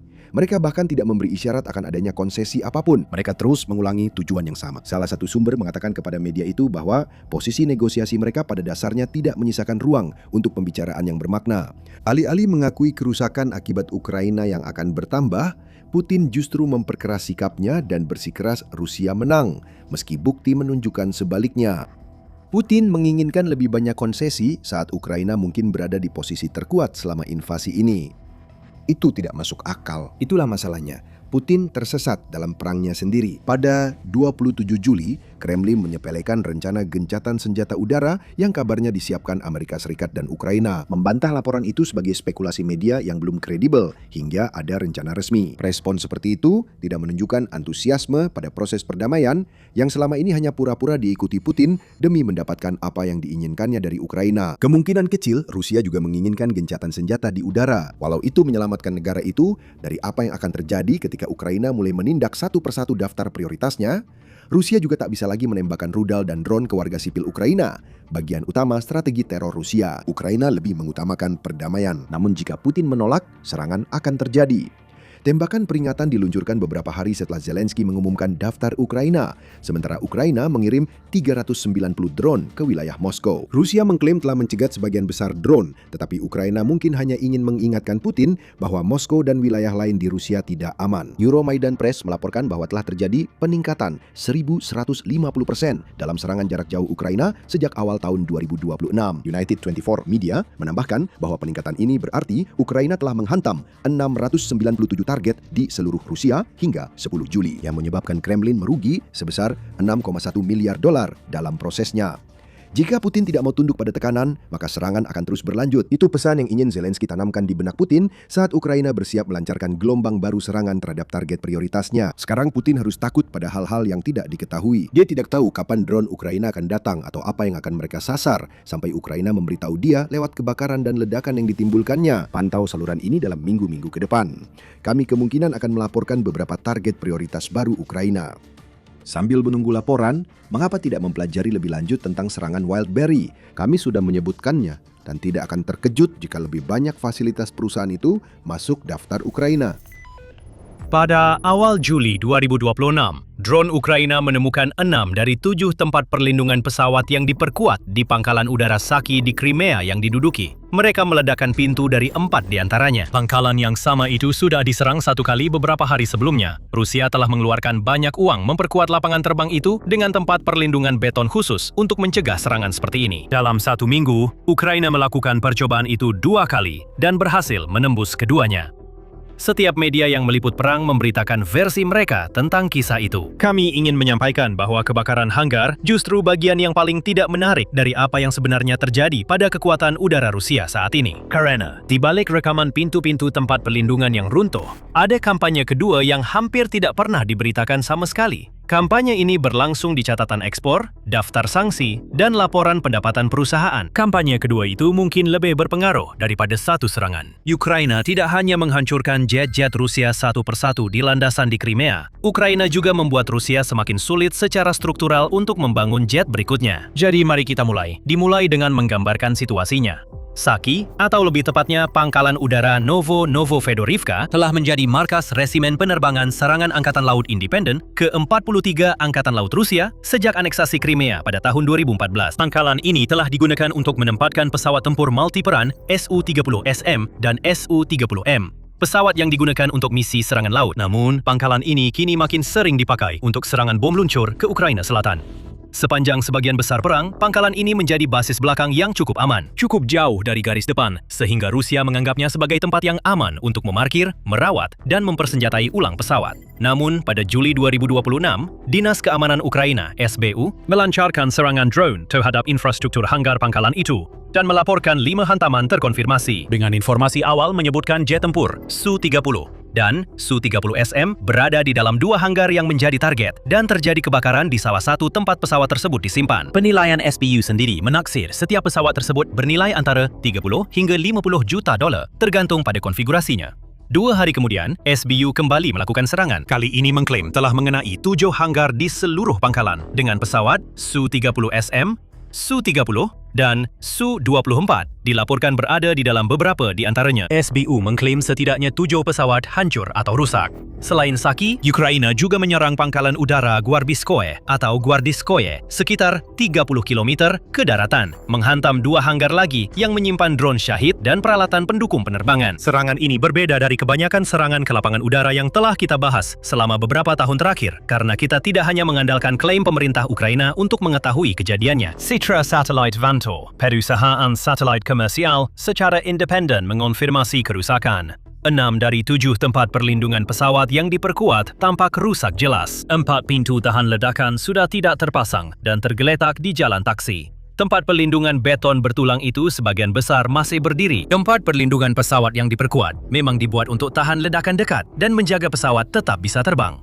Citra Saki menunjukkan struktur yang masih mempertahankan bentuk, sementara semua yang penting di dalamnya dan pintu yang seharusnya menutup rapat tempat itu tidak bertahan. Ini berarti jawaban Rusia terhadap ancaman drone jarak menengah hingga jauh dari Ukraina, yang sejauh ini hanyalah beton cor, sudah mulai diuji di lapangan kurang dari setahun setelah dibangun. Itu tidak bertahan, seperti yang diharapkan perencana Rusia. Berikut garis waktu yang menjelaskan alasan tempat perlindungan tersebut. Pada Juni 2025, Ukraina meluncurkan operasi jaring laba-laba yang terkenal. Serangan drone massal di wilayah Rusia menargetkan pangkalan pembom strategis menggunakan drone yang telah diselundupkan selama berbulan-bulan dan diluncurkan dari dalam Rusia. Ukraina mengklaim telah menyerang puluhan pesawat di pangkalan, termasuk Belyaya yang lebih dari 4.000 km dari perbatasan Ukraina. Sejak itu, serangan jarak jauh Ukraina rutin mencapai Engels sekitar 600 km dari garis depan. Sebelum ada spiderweb, pertahanan udara Rusia menganggap jarak itu sudah cukup melindungi. Jika Ukraina tak bisa menjangkau pangkalan udara, pesawat-pesawat di sana dianggap aman tanpa investasi tambahan.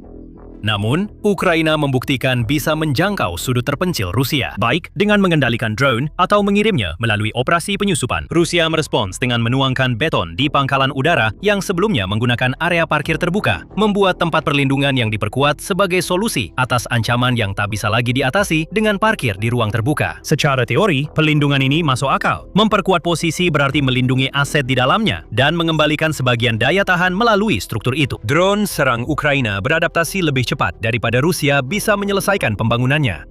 Serangan ini membuktikan sistem drone terbaru Ukraina secara khusus mengurangi efektivitas perlindungan yang seharusnya diberikan tempat perlindungan. 6 dari 7 tempat perlindungan rusak hanya dalam seminggu di satu pangkalan menjadi bukti kuat mendukung klaim itu. Rusia menyelesaikan satu masalah, yaitu pesawat yang terpapar di lapangan udara terbuka, namun malah menimbulkan masalah baru, yaitu struktur yang mahal, mencolok, dan tetap, yang sekarang Ukraina tahu persis di mana letaknya dan bagaimana cara meledakannya dari dalam keluar. Untuk memahami mengapa hal ini penting, selain dari nilai pesawat itu sendiri, kita perlu membahas apa sebenarnya hanggar itu. Karena sebagian besar pemberitaan tentang serangan-serangan ini hanya menganggap cerita ini sebagai hitungan jumlah jet yang hancur saja, dan itu meremehkan apa yang benar-benar diserang.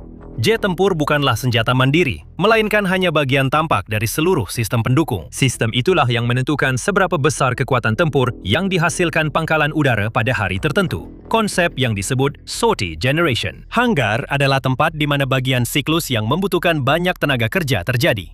Mesin-mesin diperiksa, avionik diuji dan dikalibrasi, senjata dimuat kecantelan senjata. Semua itu bergantung pada mekanik terlatih, persediaan suku cadang, peralatan pendukung darat, jalur bahan bakar, peralatan uji diagnostik, dan dokumen perawatan. Dan semua itu harus berada di satu lokasi fisik agar bisa diterapkan pada pesawat sebenarnya. Dan pada tahun 2026, sebuah drone bisa mencapainya. Ukraina tidak perlu membuat Su-30SM senilai $50 juta itu tetap di darat untuk mengurangi kontribusi pesawat itu dalam perang. Ukraina hanya perlu membuat siklus menghasilkan sorti di pangkalan itu menjadi lebih lambat, lebih mahal, dan kurang andal dibanding minggu sebelumnya. Rusakilah bengkel perawatan dan tempat perbaikan. Hancurkan perlengkapan darat. Pesawat tidak bisa digunakan karena tidak ada yang mempersenjatai atau mengisi bahan bakar. Lumpuhkan radar atau pertahanan udara di sekitar lapangan. Serangan drone berikutnya akan mendapat perlawanan lebih sedikit dibanding serangan sebelumnya. Pesawat yang tak bisa dikerahkan hari itu sama sekali tak berguna bagi Rusia, seperti pesawat yang tak pernah ada. Itu juga alasan Ukraina terus menyerang lapangan udara yang sama di Crimea berulang kali, alih-alih mengejar jumlah hancuran dalam satu serangan yang lebih besar di tempat lain. Ukraina tahu asal sebagian besar serangan bom luncur Rusia. Mereka menargetkan lokasi itu untuk mengurangi serangan Rusia pada hari tertentu.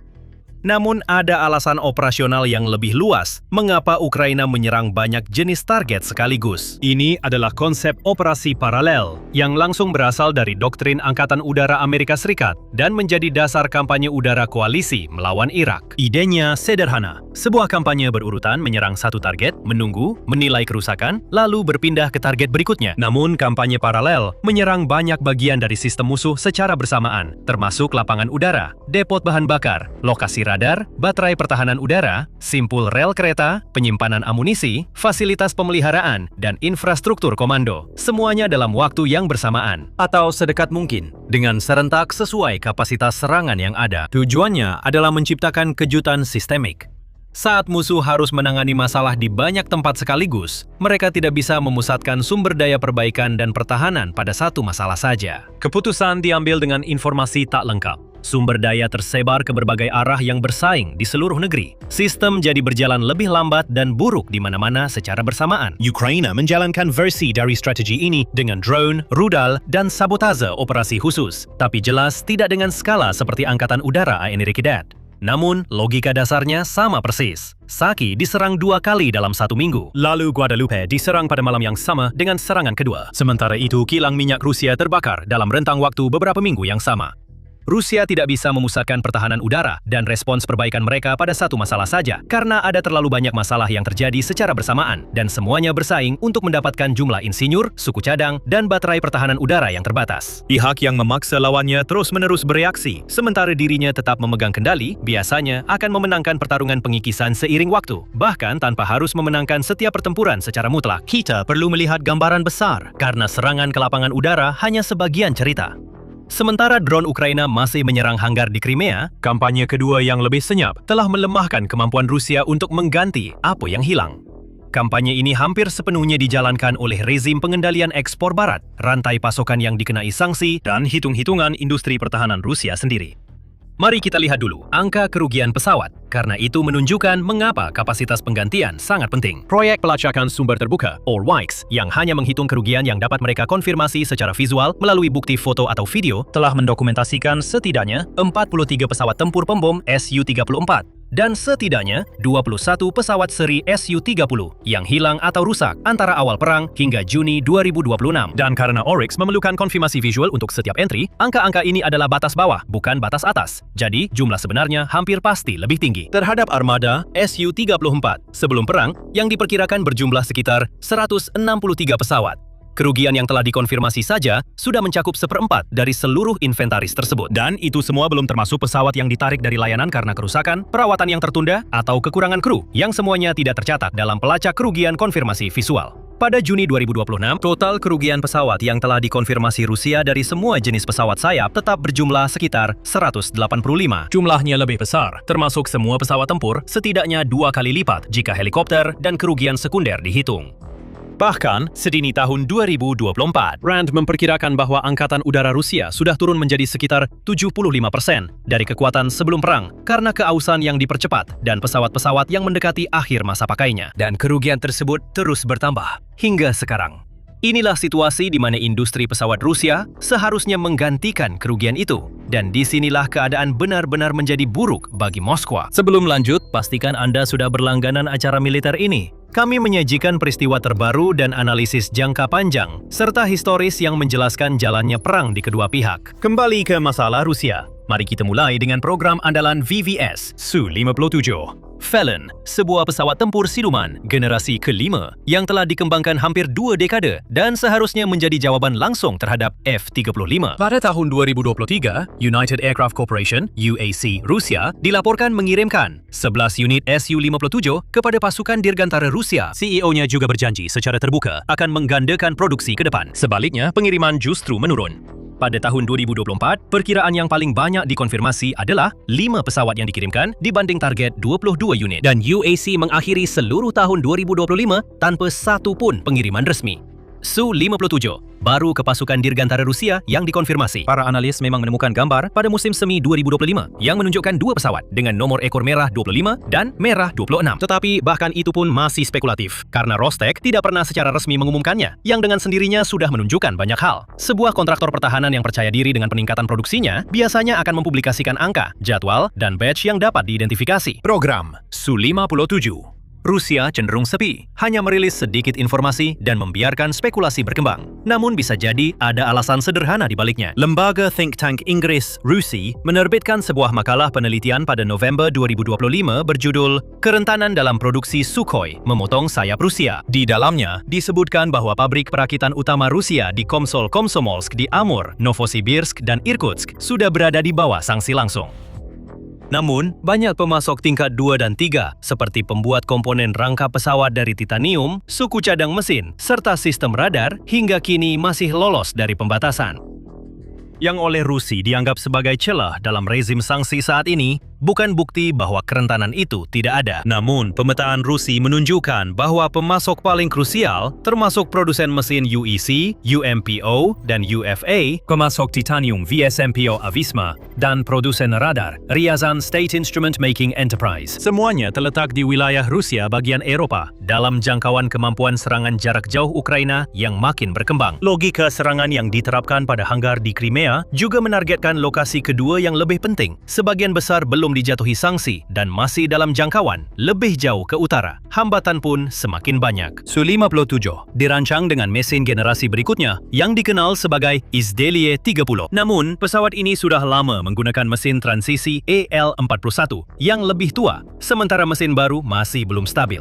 Seluruh potensi operasional pesawat tempur siluman modern, jejak termalnya, performa sensornya, kemampuannya untuk supercruise, semuanya bergantung pada konfigurasi mesin akhirnya itu. Dan para produsen tentu saja enggan untuk berkomitmen pada produksi massal sebuah pesawat yang mesin utamanya saja belum final. Ketika Anda menggabungkan kekurangan komponen akibat sanksi yang sudah disebutkan tadi dengan transisi mesin yang belum selesai itu, Anda mendapatkan pola yang persis seperti yang kita lihat sekarang. Pesawat yang ada, yang bisa terbang, yang dipamerkan sesekali untuk penerbangan publisitas, tapi tidak bisa diproduksi secara stabil dan terprediksi untuk benar-benar menggantikan kerugian tempur. Perkiraan sumber terbuka menempatkan biaya per unit Su-57 di kisaran antara 50 hingga 100 juta dolar, tergantung pada konfigurasinya. Dan dalam ekonomi masa perang, Su-34 dan Su-35S yang lebih mudah diproduksi memberikan nilai tempur langsung yang lebih besar untuk biayanya. Jadi, para perencana Rusia tampaknya melakukan persis seperti yang dikatakan oleh perhitungan mereka, mengurangi prioritas pada program prestis yang mahal dan terhambat sanksi demi pesawat yang benar-benar bisa mereka keluarkan. Meskipun pesawat yang lebih sederhana itu juga hilang lebih cepat. Dan bahkan uang untuk memperbaiki semua ini pun semakin sulit ditemukan. Pada November 2025 di Dubai Air Show, CEO Rostec, Sergei Chemysov, secara terbuka mengonfirmasi bahwa ekspor pertahanan Rusia telah turun sekitar setengahnya dibandingkan dengan level tahun 2022. Dia mengaitkan penurunan tersebut dengan produksi masa perang yang hampir seluruhnya dialihkan untuk militer Rusia sendiri daripada pembeli asing.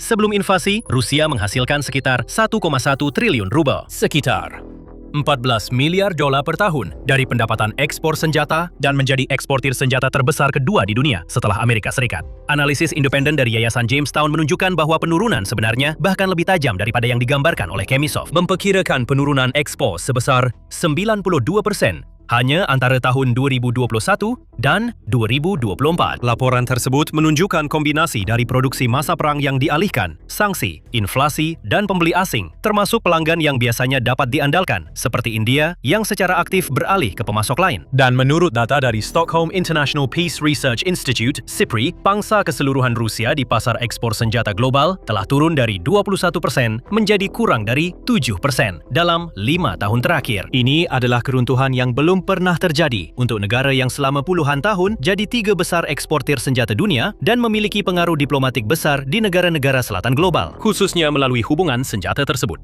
Namun ini bukan lagi sekadar cerita ekspor, karena dampaknya kini terlihat pada keuangan inti. Pada Juli 2026, Rostec mengungkapkan bahwa laba bersihnya turun 42% pada tahun 2025 meskipun pendapatan naik 25% karena pesanan domestik yang lebih tinggi selama masa perang. Dalam satu laporan, Chesnokov mengatakan kepada Perdana Menteri Rusia bahwa perusahaan tak lagi punya cukup modal untuk mendanai proyek investasi baru. Bagaimana bisa terjadi? Sederhananya, Rostec pada dasarnya dipaksa menerima program-program pemerintah dengan margin yang jauh lebih rendah dibandingkan program yang dirancang untuk ekspor. Kontrak pengadaan dalam negeri cenderung memberi margin keuntungan lebih rendah dibanding kontrak ekspor. Ini menunjukkan bahwa negara yang memulai perang sekarang tidak mau mengeluarkan uang untuk mendapatkan perlengkapan militer berkualitas yang sebenarnya bisa membantu mengakhiri perang tersebut dan malah mencoba mengandalkan teknologi lama untuk perang gesekan. Letakkan kedua kampanye itu berdampingan dan hasilnya sudah jelas. Ukraina menghancurkan pesawat tempur Rusia dan merusak infrastruktur bahan bakar, hanggar, serta dukungan darat untuk misi pesawat yang tersisa. Melakukan semua itu dalam kampanye operasi paralel yang lebih luas untuk membebani kapasitas perbaikan dan pertahanan Rusia di berbagai tempat sekaligus. Pada saat yang sama, sanksi Barat, kerugian ekspor, dan alokasi sumber daya Rusia sendiri di masa perang sedang mencekik basis industri yang seharusnya menggantikan setiap kerugian tersebut. Kedua tekanan tersebut saling memperkuat dalam lingkaran umpan balik positif. Setiap tempat pelindungan yang diperkuat, yang dibangun Rusia dengan beton, dan setiap pemasok yang hanya sebagian dikenai sanksi, namun masih diam-diam mengirimkan titanium dan komponen radar ke rantai pasokan itu adalah target berikutnya yang jelas bagi drone-drone yang sama yang telah menghancurkan 6 pintu tempat pelindungan di Saki. Rekomendasi Rusi dari laporan yang disebutkan sebelumnya mengaitkan semua ini. Barat perlu memperluas cakupan sanksi ke pemasok tingkat 2 dan 3. Justru karena disitulah celah yang bisa dieksploitasi saat ini berada. Setiap kontrak ekspor yang hilang Rusia akibat pembeli seperti India beralih ke pemasok lebih andal, berarti berkurangnya satu sumber dana bagi Moskow untuk mempercepat produksi, seperti peringatan Rusi yang kini mulai goyah. Mekanisme berlipat ganda membuat kampanye lapangan udara Crimea lebih penting dari sekadar jumlah korban. Ukraina tak perlu memenangkan perang atrisi melawan inventaris pesawat Rusia yang ada saat ini secara terpisah. Ukraina membutuhkan kerugian Rusia agar terus melampaui jalur penggantian yang pendapatannya dari ekspor hilang akibat sanksi dan rantai pasoknya tersebar di antara pemasok yang terkena sanksi maupun yang tidak, yang sebenarnya sudah kesulitan bertahan tanpa tekanan luar.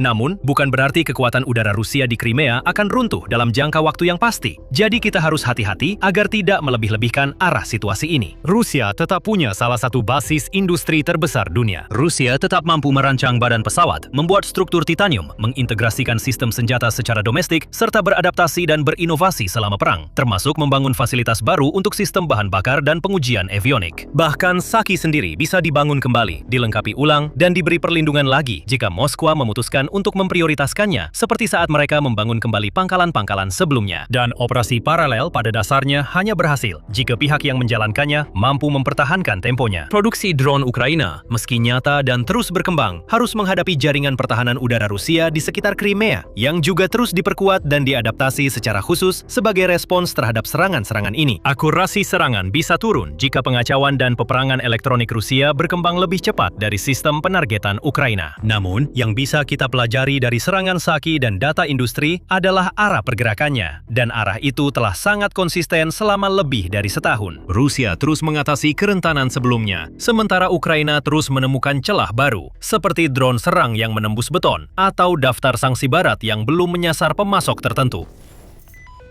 Dalam beberapa tahun terakhir, di medan perang, sistem tak berawak secara bertahap telah mengambil alih peran yang sebelumnya dijalankan para prajurit. Di darat, Ukraina menggunakan robot secara luar biasa untuk logistik dan evakuasi pasukan yang terluka di garis depan, sehingga manusia tidak perlu melakukan pekerjaan yang sangat berbahaya ini. Beberapa robot darat kini diadaptasi untuk peran tempur otonom atau kendali jarak jauh, membantu mengurangi kekurangan personel Ukraina di garis depan yang luas. Namun, di udara, drone sudah jelas mengubah wajah peperangan. Kendaraan udara tak berawak digunakan untuk pengintaian, serangan jarak jauh di belakang garis musuh, dan juga sebagai kapal induk pengangkut drone serang kecil. Namun, ada satu peralatan yang belum bisa mereka gantikan, yaitu pesawat tempur sungguhan. Namun, semua itu akan segera berubah. Turki baru saja melakukan uji tembak sukses lainnya terhadap apa yang dikabarkan sebagai pesawat tempur tak berawak pertama di dunia, Bayraktar Kızıl Elma. Jet inovatif ini dikabarkan memiliki kemampuan unik yang mampu menandingi dengan baik semua persenjataan baru berteknologi tinggi yang dikembangkan di Amerika Serikat. Lebih dari itu, prototipe saat ini ditenagai oleh mesin buatan Ukraina. Jadi inilah kisah lengkap tentang Kızıl Elma dan mesinnya dari Ukraina, serta apa artinya bagi peperangan di masa depan. Nama Kızıl Elma berasal dari bahasa Turki yang berarti apel merah, sebuah simbol legendaris dalam mitologi Turki yang melambangkan kemenangan yang jauh namun tak terelakkan. Namun dengan setiap uji coba yang berhasil, visi tersebut menjadi semakin dekat. Rekaman uji coba terbaru Kızıl Elma diperlihatkan pada Juli 2026. Menurut produsennya, Baykar Technologies, sebuah Kızıl Elma dengan nomor ekor S2 berangkat dari pusat pelatihan dan uji penerbangan Akıncı di Çorlu, Kırda pada 8 Juli. Tujuannya adalah Komando Pangkalan Jet Utama kelima di Mersin, tempat uji tembak akan dilakukan. Setelah serangkaian persiapan dan pengujian di pangkalan, pesawat tempur tanpa awak tersebut lepas landas dengan 2 rudal jet 230 supersonik di bawah sayapnya dan menuju ke target laut. Kizil Elma kemudian menembakkan rudal jet 230-nya dan mengenai target dengan tepat pada jarak lebih dari 74 mil. Ini adalah pencapaian yang signifikan. Ini menandai tonggak besar lainnya, menunjukkan kemampuan pesawat tempur tanpa awak tersebut untuk menjalankan misi penting dengan amunisi supersonik udara ke darat. Tidak banyak yang diketahui tentang rudal Jet 230 yang ditembakkan, selain informasi bahwa rudal tersebut dikabarkan memiliki jangkauan maksimum lebih dari 200 km atau 124 mil. Namun, kemungkinan besar rudal tersebut merupakan adaptasi dari rudal UAV 230 buatan Turki yang oleh produsen Roketsan digambarkan sebagai rudal balistik supersonik. UAV 230 dikabarkan memiliki jangkauan yang lebih pendek, sekitar 93 mil. Jadi, jika Jet 230 memang merupakan pengembangan dari UAV 230, peningkatan jangkauan adalah salah satu peningkatannya. Namun, bagaimanapun juga, uji coba yang berhasil dengan rudal supersonik menegaskan kemampuan ofensif Kizil Elma yang terus berkembang. Sebelumnya, pesawat ini juga telah berhasil diuji coba dengan Tolun, Teber 82 KGK, dan amunisi LJK 82. Semuanya diproduksi di dalam negeri Turki, sama seperti Jet 230. Namun ada perbedaan mencolok antara amunisi-amunisi lain tersebut dengan Jet 230 yang membuat uji coba terbaru ini menjadi istimewa. Tolun, Teber 82 KGK, dan amunisi LJK 82. Pada dasarnya, semuanya adalah bom luncur berpemandu, bukan rudal sebenarnya. Tolun adalah bom luncur berpemandu presisi yang sering diklasifikasikan sebagai bom berpemandu atau rudal jarak pendek buatan Aselsan, Turki. Model standarnya dilengkapi dengan panduan GPS INS, ideal untuk target diam seperti yang diserang dalam uji coba terbaru. Namun, ada juga varian dengan pencitraan inframerah atau IIR yang tersedia untuk menyerang target bergerak. Versi IIR dilengkapi dengan data link 2 arah, memungkinkan kendali operator secara langsung untuk penguncian target yang presisi hingga saat terjadi benturan. Tolun memiliki jangkauan sekitar 55 mil laut, ketinggian efektif 40.000 kaki, dan Circular Probable Error atau CEP sebesar sekitar 49 kaki. Senjata ini dirancang khusus untuk menyerang struktur yang diperkuat dengan hulu ledak bunker buster yang mampu menembus sekitar 1 meter beton bertulang. Bom ini telah disertifikasi untuk digunakan pada armada jet tempur F-16 Block 40 milik Turki. Sekarang juga tersedia untuk Kizil Elma, menawarkan solusi presisi dan hemat biaya untuk menyerang bunker diperkuat atau kendaraan bergerak jarak dekat dengan konfirmasi optik real-time. Uji coba yang berhasil dengan rudal supersonik Javelin 230 kini juga memberikan Kizil Elma kemampuan serangan jarak jauh berkecepatan tinggi terhadap target yang dipertahankan atau lebih jauh, bahkan yang bergerak di laut. Demikian pula, LJK-82 adalah bom berpemandu laser kelas 500 pon juga diproduksi oleh Aselsan. Bom ini identik dengan lini PVW milik ARSK dalam hal tata letak. Bom ini dapat menjangkau sekitar 7,5 mil ketika diluncurkan dari jet tempur. Dan kit pemandu lasernya telah diterapkan pada bom serbaguna standar NATO Mk-82 dan seri FAB standar Rusia. TB-82 adalah kit pemandu hibrida yang menggunakan pemandu laser dan GNSS. Kit ini hadir dalam 3 varian, yaitu varian dasar, kit sayap pendek yang ditujukan untuk platform berkecepatan rendah, dan kit sayap jarak jauh. Jangkauan untuk varian dasar sekitar 7,4 mil untuk jet tempur, yang meningkat hingga hampir 50 mil dengan kit sayap jarak jauh. Hanya beberapa minggu sebelum uji coba terbaru dengan Javelin 230 pada bulan Juni 2026. Uji coba sukses lainnya menggunakan LJK-82 dan Teber-82 juga telah dilakukan.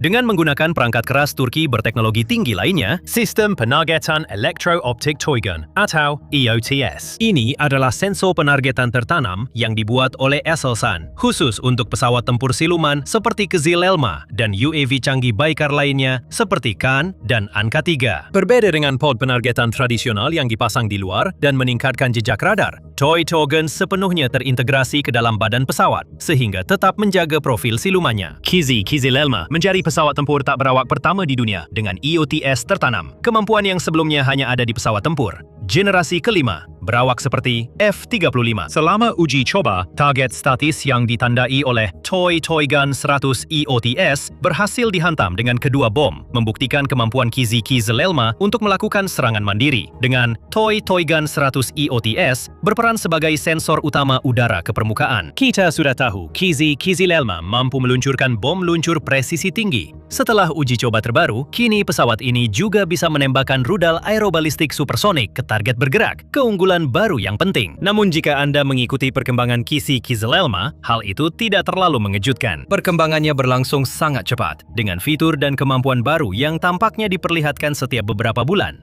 Uji coba awal bahkan baru dimulai pada punang tahun 2022.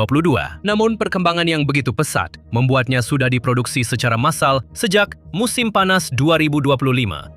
Dengan pengiriman operasional pertama diharapkan pada tahun berikutnya. Mungkin sebagian karena iterasi yang begitu cepat, saat mulai diproduksi massal, belum jelas persis senjata apa saja yang bisa dibawanya. Namun, hal itu kini semakin jelas setiap harinya dan sangat mengesankan. Selain amunisi berpemandu dan rudal supersonik, Kizi-Kizil Elma juga diperkirakan akan membawa rudal Sirit buatan Roketsan, yang merupakan padanan Turki dari APKWS Amerika. Itu akan menambah kemampuan menembak jatuh UAV Shahid ke daftar targetnya yang terus bertambah. Dan ini kemungkinan jadi kabar baik bagi pihak yang sangat tertarik dengan Kizi-Kizil Elma, yaitu Ukraina. Menjatuhkan geran milik Rusia yang mirip dengan Shahid terkenal telah jadi semacam olahraga nasional di Ukraina, dan semakin banyak cara menjatuhkannya, semakin baik. Berbeda dengan sebagian besar anggota NATO lainnya, pemerintah Turki sebagian besar bersikap netral selama konflik saat ini antara Rusia dan Ukraina, dengan tetap menjaga hubungan baik dengan keduanya. Namun, beberapa kontraktor pertahanan negara tersebut secara jelas berpihak pada Ukraina.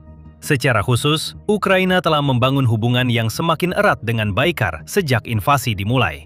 Pada tahun 2022, perusahaan itu dikenal menyumbang beberapa drone serang TB2 sebagai respons kampanye penggalangan dana di Ukraina, Lituania, dan Polandia menolak pembayaran, serta mengalihkan dana pembelian drone ke bantuan kemanusiaan. Sekitar 50 unit TB2 telah dikirimkan ke Ukraina pada pertengahan tahun 2022. Dengan tambahan donasi langsung yang dikonfirmasi pada awal tahun 2023. Penggunaan mereka di awal perang menurun karena efektivitas terbatas terhadap pertahanan udara Rusia dan peperangan elektronik. Namun belakangan ini, drone Bayraktar TB2 telah kembali berperan penting secara taktis di Ukraina. Mulai sekitar Juni 2025.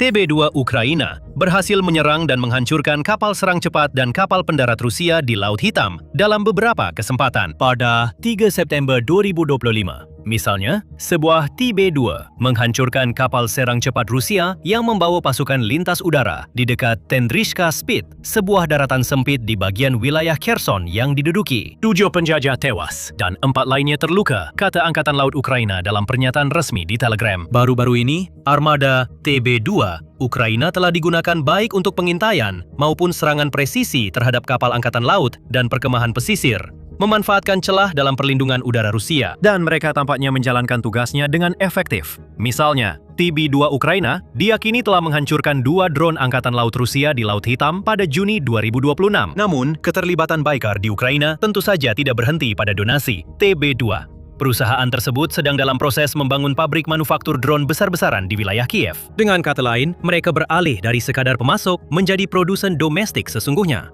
Sebuah laporan pada September 2023 mengungkapkan niat Baykar untuk berinvestasi $100 juta dalam 3 proyek di Ukraina.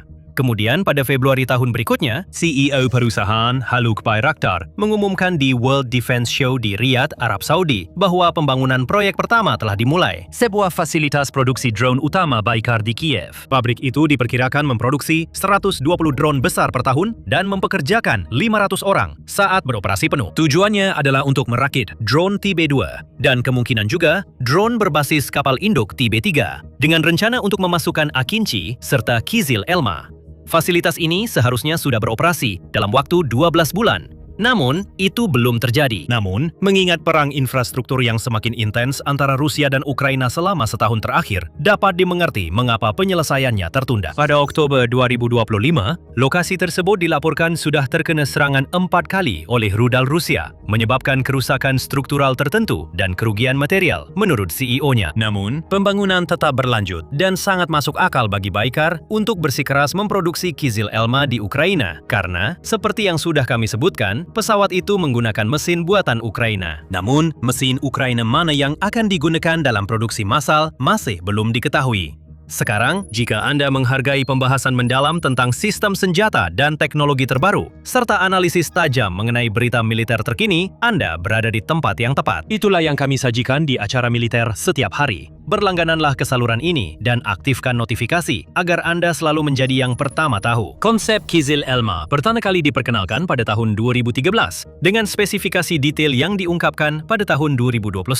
Pada musim gugur tahun itu, sebuah perjanjian integrasi antara Baykar dan produsen mesin Ukraina Ivchenko Progress ditandatangani selama Saha Defense Expo. Jadi niatnya memang sejak awal agar Kizil Elma dan mungkin drone canggih Turki lainnya menggunakan mesin buatan Ukraina. Dan meskipun Turki dikabarkan sedang mencari opsi alternatif, sejauh yang bisa diketahui, hal itu masih berlaku hingga hari ini. 3 prototip awal Kizil Elma menggunakan mesin AI-25 TLT buatan Ivchenko Progress untuk uji terbang subsonik, validasi aerodinamika, dan integrasi senjata awal. Namun, mulai dari peluncuran prototipe keempat yang dijuluki PT-4 pada Mei 2025, program tersebut tampaknya telah beralih ke mesin afterburning AI-322F yang lebih bertenaga, yang juga dibuat oleh Ivchenko Progress.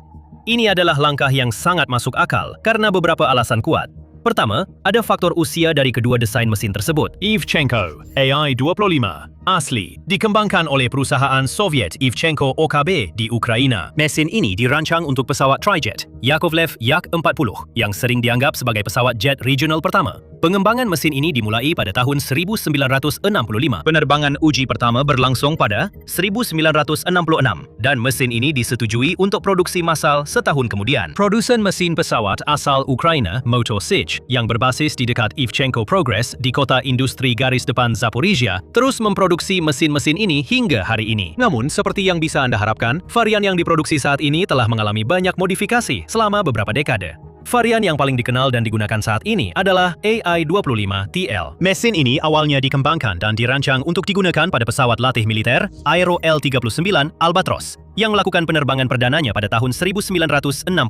Lebih dari 3.000 Aero L-39 Albatros telah diproduksi secara total, dengan 2.900 diantaranya masih aktif digunakan hingga hari ini. Namun, mesin pada sebagian besar pesawat tersebut kemudian telah ditingkatkan. Ivchenko Progress telah memasarkan versi peningkatan dari mesin aslinya, yaitu AI-25TLSH, sejak tahun 1990-an. Varian lain dari AI-25TL, yaitu AI-25TLK, juga dikembangkan untuk digunakan pada pesawat latih jet Hongdu JL-8K8 Karakorum, buatan Tiongkok. Dan sekarang, ada tambahan baru dalam keluarga ini, yaitu AI-25TLT. Mesin ini dibuat khusus untuk memenuhi kebutuhan mesin turbofan yang lebih bertenaga untuk menggerakkan Kizil Elma. Sekarang, AI-25TLT adalah mesin turbofan rasio bypass menengah dengan berat kering sekitar 770 pon, menghasilkan sekitar 3.790 pon daya dorong. Mesin ini lebih dari cukup untuk pesawat latih dan pengujian prototipe. Tapi mesin ini belum cukup kuat untuk menghasilkan kecepatan supersonik yang dibutuhkan oleh Kizil Elma. Mesin ini hanya mampu menghasilkan kecepatan sekitar Mach 0,8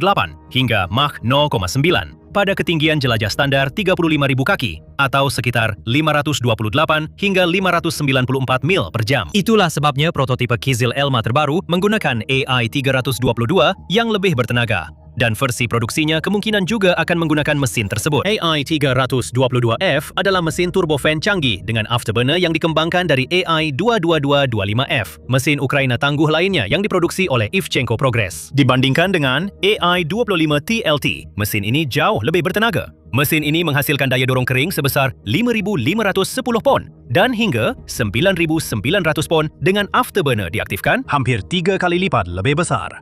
Kekuatan ekstra ini memungkinkan Kizil Elma mencapai kecepatan supersonik dengan target Mach 1,4 hingga 1,6 atau 924 hingga 1056 mil per jam. pada ketinggian 35.000 kaki. Ini juga memungkinkan pesawat tak berawak melakukan manuver tempur dengan G tinggi seperti jet tempur berawak moden. Masih belum jelas mesin apa yang akan dipakai dalam produksi massal Kizil Elma untuk Angkatan Udara dan Angkatan Laut Turki, pelanggan pertamanya. Namun, karena semua uji coba AI-322F yang berhasil, secara luas diyakini bahwa inilah mesin yang akan digunakan untuk pengiriman tersebut, serta untuk pelanggan ekspor pertama drone ini yang telah dikonfirmasi, yaitu Indonesia. Pada Mei 2026, sebuah perjanjian untuk pengiriman 12 Kizil Elma ditandatangani antara Baykar dan perusahaan Indonesia PT Republik Aero Dirigun, Dirgantara, selama Saha Expo 2026 di Istanbul. Perjanjian tersebut mengatur pengiriman yang dimulai pada tahun 2028 bersama dengan pendirian fasilitas produksi, pemeliharaan, dan perbaikan lokal di Indonesia. Dalam kasus Indonesia, drone tersebut kemungkinan akan dioperasikan oleh Angkatan Laut dan diintegrasikan ke dalam sayap udara kapal induk Giuseppe Garibaldi yang diperkirakan akan segera dipindahkan ke Jakarta. Kapal itu dinonaktifkan Angkatan Laut Italia pada 2024. Sebelumnya mengoperasikan jet AV-8B Harrier 2. Namun rencana modernisasi diketahui akan mencakup penggunaan luas sistem tak berawak seperti Kizil Elma. Peralihan ke mesin AI-322F yang lebih bertenaga mengubah Kizil Elma dari prototipe menjadi aset yang dapat digunakan dan jelas menarik perhatian pihak Indonesia. Mesin ini memungkinkan kecepatan supersonik bahkan pada berat lepas landas maksimum Kizil Elma yang lebih dari 18.700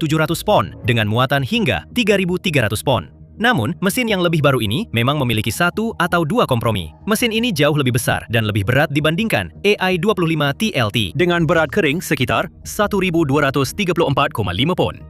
Ukuran dan berat tambahan ini memerlukan perubahan desain pada rangka pesawat Kizil Elma untuk mengimbanginya, seperti saluran masuk udara yang lebih besar dan roda pendaratan yang diperkuat, yang terlihat pada prototipe ketiga. AI-322F juga memiliki konsumsi bahan bakar lebih dari 2 kali lipat dibandingkan AI-25 TLT, terutama dalam mode afterburner. 1,9 pon bahan bakar per pon daya dorong per jam, dibandingkan sekitar 0,8 untuk AI-25 TLT saat jelajah. Itu berarti varian dengan mesin yang lebih baru akan memiliki jangkauan yang lebih pendek, kecuali konsumsi tambahan dikompensasi dengan tangki bahan bakar internal lebih besar. Namun, tangki internal lebih besar hanya akan menjadi fitur mengesankan lain pada pesawat yang sudah diidamkan ini. Pesawat ini memiliki kemampuan siluman. Rangka pesawat ini dirancang khusus untuk kemampuan siluman dengan desain penampang rada yang rendah, konfigurasi Canard Delta, 2 penstabil vertikal, dan kompartemen senjata internal untuk mengurangi jejaknya. Pesawat ini juga praktis. Seperti dibuktikan rencana penggunaan di Indonesia, Kizil Elma dirancang untuk operasi di kapal induk. Dalam kasus Turki, pesawat ini telah dioptimalkan secara khusus untuk digunakan di kapal andalan Turki, TCG Anadolu, kapal serbu amfibi, tanpa memerlukan sistem katapel. Dan pesawat ini canggih. Pesawat ini menggunakan komputer misi berbasis AI untuk bergerak di landasan, lepas landas, mendarat, dan terbang secara otonom. Sensor-sensornya juga sangat mutakhir, termasuk radar Aselsan Murad Esa, sistem pencari dan pelacak inframerah karat, dan Toygon EOTS yang telah disebutkan sebelumnya. Untuk persenjataannya, seperti yang kita lihat, persenjataannya terus berkembang. Setiap uji coba berhasil memperkuat klaim Baykar bahwa Kizil Elma adalah jet tempur otonom pertama di dunia. Pesawat ini jelas tidak punya fitur lengkap atau kekuatan hebat seperti jet barat tercanggih, misalnya F-35 Lightning II, Amerika Serikat. Namun, fitur-fitur yang dimiliki Kizil Elma saat ini menempatkannya di kisaran kemampuan pesawat tempur tak berawak generasi mendekati 4,5, seperti varian terbaru F-16 atau J-10 Tiongkok. Namun, dengan dua keunggulan utama. Pertama, meskipun tentu saja tidak murah, harganya diperkirakan jauh lebih murah dari pesawat tempur berawak setara.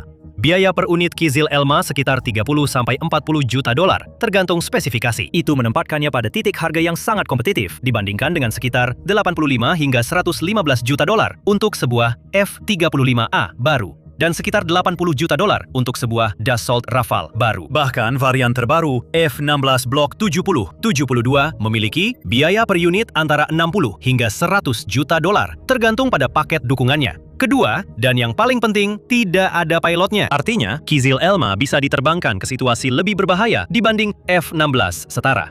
Namun, jika terkena tembakan, kerugiannya tetap mahal dan merugikan. Namun, biayanya tidak sebesar operasi pencarian dan penyelamatan berkepanjangan untuk pilot jet tempur berawak yang terpaksa melontarkan diri setelah jetnya terkena serangan, apalagi kehilangan pilot sama sekali. Melihat keunggulan ini, Anda mungkin menduga banyak negara berlomba mengikuti jejak Turki mengembangkan jet tempur tanpa awak. Bagaimanapun juga, ini adalah teknologi yang berpotensi membuat pilot manusia benar-benar menjadi usang. Namun, kenyataannya tidak seperti itu. Negara seperti Amerika Serikat, Australia, Tiongkok, Rusia, dan India juga mengembangkan atau menguji jet tempur tanpa awak sebanding dengan Kizil Elma.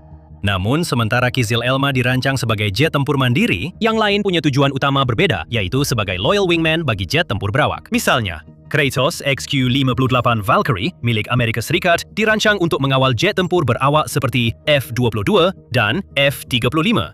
Jet ini juga subsonik, Mach 0,85 atau sekitar 650 mil per jam dan jauh lebih murah dengan harga 3 hingga 4 juta dolar per unit. Australia juga sedang menguji loyal wingman yang dikembangkan bersama Amerika Serikat, yaitu Boeing MQ-28 Ghost Bat. Dirancang untuk fusi sensor dan membawa persenjataan dengan jet berawak, pesawat ini memiliki AI canggih dan fitur siluman seperti Kizil Elma. Namun, pesawat ini subsonik dan lebih menekankan kerja tim daripada misi serangan mandiri supersonik. Rusia sedang menguji loyal wingman miliknya sendiri, yaitu Sukhoi S-70 atau Kotnik B yang dirancang untuk mendampingi pesawat tempur Su-57 miliknya. Ini adalah drone sayap terbang berukuran besar di kelas 20 ton dengan kapasitas muatan sebesar 2,8 ton yang jauh melampaui Kizil Elma.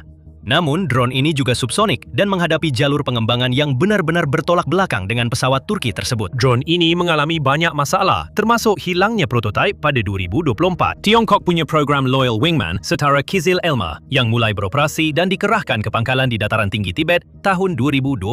Hongdu GJ-11 atau pedang tajam adalah desain sayap terbang yang dioptimalkan untuk kemampuan siluman, bukan aerodinamika seperti pesawat tempur pada Kizil Elma. Seperti loyal wingman lainnya, pesawat ini subsonik dan membawa muatan internal berat seperti S-70. Meski bisa melakukan serangan penetrasi jauh sendiri, pesawat ini utamanya dirancang sebagai wingman jet tempur Tiongkok. Ada satu pesaing langsung Kizil Elma yang dikembangkan, yakni pesawat tanpa awak yang memang dirancang sebagai jet tempur, bukan sekadar wingman. Pesawat tempur tanpa awak masa depan India atau FUFA dirancang sebagai drone superioritas udara supersonik. FUFA menargetkan kecepatan supersonik lebih dari Mach 1,5 dan kemampuan tempur udara ke udara seperti Kizil Elma. Namun pengembangannya masih jauh tertinggal dibandingkan pesaingnya dari Turki. Faktanya, pesawat ini masih dalam tahap desain. Saat ini, Kizil Elma menjadi jet tempur tanpa awak pertama dan satu-satunya di dunia. Para pilot bisa lega karena berbeda dengan banyak profesi lain, AI tidak akan membuat pekerjaan mereka menjadi usang. Setidaknya, belum untuk saat ini. Dengan perkembangan cepat Kizil Elma, pasti akan ada uji coba dan kemampuan baru yang segera diperkenalkan. Kami akan terus memberi pembaruan perkembangan terbaru. Jadi berlanggananlah saluran ini agar jadi yang pertama mengetahuinya. Sementara itu, tonton juga video tentang Ukraina membangun pasukan robot.